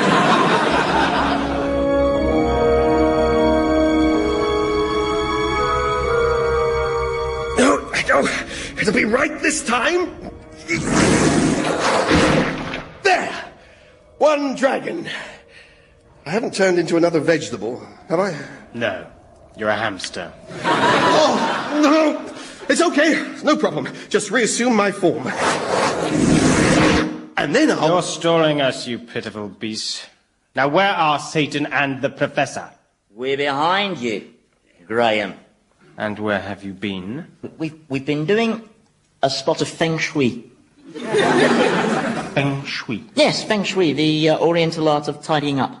That's right, isn't it? The Professor here is something of an expert, and he's been helping me change the angle of my pits to more harmonious alignments. Do you really think I'm stupid enough to believe that? Well, I don't know yet. You've taken this mortal up to the land of the living again, and for that, you will languish alone for all eternity. You're getting desperate, Graham. You've no evidence, not a shred. No, not a shred. Just a petal. What? On the ground, by the Professor's feet. There, see, a shriveled petal from a dead flower. Oh, yes. Can you explain that, Satan? Yes. Yes, I can. Yes, obviously, this flower has died and gone to hell. Oh, so flowers are being damned and sent to hell now, are they? Yes, it's part of a new law and order clampdown, I mean, flowers have been getting away with it for far too long, Especially tulips, Dutch bastards. I mean, they've had it. We all know how the petal got here. On someone's clothing. Well, of course it did, and I can tell you whose. Thomas! It's the most undeserving and irritating of mortals, namely me. You? Oh, Thomas. I must have transported this flower from the living world because I've been repeatedly taken there by Scumspawn. Isn't that right, Scumspawn? Oh, yes. Yes, he's been taking me up to the earth, you see, but not as a jaunt. Oh, no, for the very moral purpose of showing me all the damage I've caused in my life, the orphaned elephants. that sort of thing. It's still been part of my punishment. Yes, and I hope you've learned your lesson, you bad person. Oh, yes, so it will be very perverse to be punished for being punished, so... Well, even so, I'm afraid you will still have to stand trial before the Almighty. It would be an honour, Graham, and rest assured, as part of our testimony, we will tell the Almighty how assiduous you angels have been in your investigations. Why, thank you. How you conscientiously spent such a long time observing the demons as they went about their writhing, sweaty business. I'm not sure that's a detail worth mentioning, actually. No. Oh, but it is. We shall tell the Almighty how you returned from your arduous surveillance duties, exhausted, glassy-eyed, and with dribble on your chins. I wonder how the Almighty would feel about some of his angels dribbling over scenes of orgiastic debauchery, eh? Actually, I've always felt that an important part of being an angel is the showing of mercy. Yes. So I think we will report back that rumours concerning this breach of regulations were unfounded. I'll be seeing you, Satan. Oh, I do hope so, Graham. Bye now. Have a good flight. Missing you already. Quick thinking, Scamspawn. Well, there's 3 words I never thought I'd hear. Thank you, Thomas. And there's 3 more. Yes, Prof, well, you know, I couldn't bear the idea of you being banished to eternal solitude because... Well, because think how dreadful that would have been for me, You never stopped to consider me for a moment, did you? Oh, no, you just went... Oh, well, I'm sorry, it was a reflex, wasn't it?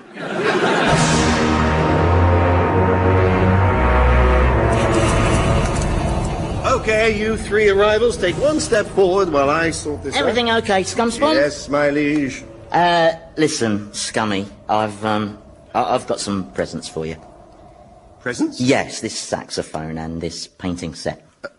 And I'm free to use them? Yes, but not near me. You're a privileged fellow, Scumspawn. Satan's not renowned for giving presents. Well, I once gave someone Helena Troy, but that was only on a temporary basis. I didn't rap or anything. Anyway, this is just my way of saying that, well, like, you know, gosh, Enough said. Oh, these new arrivals look familiar. Yes, well, these 2 were killed by the falling body of someone who leapt from the roof of Broadcasting House. Broke our bloody camcorders. And this is the suicidal wretch in question. Oh, yes. Name and occupation, please. Alice Trent, BBC personnel.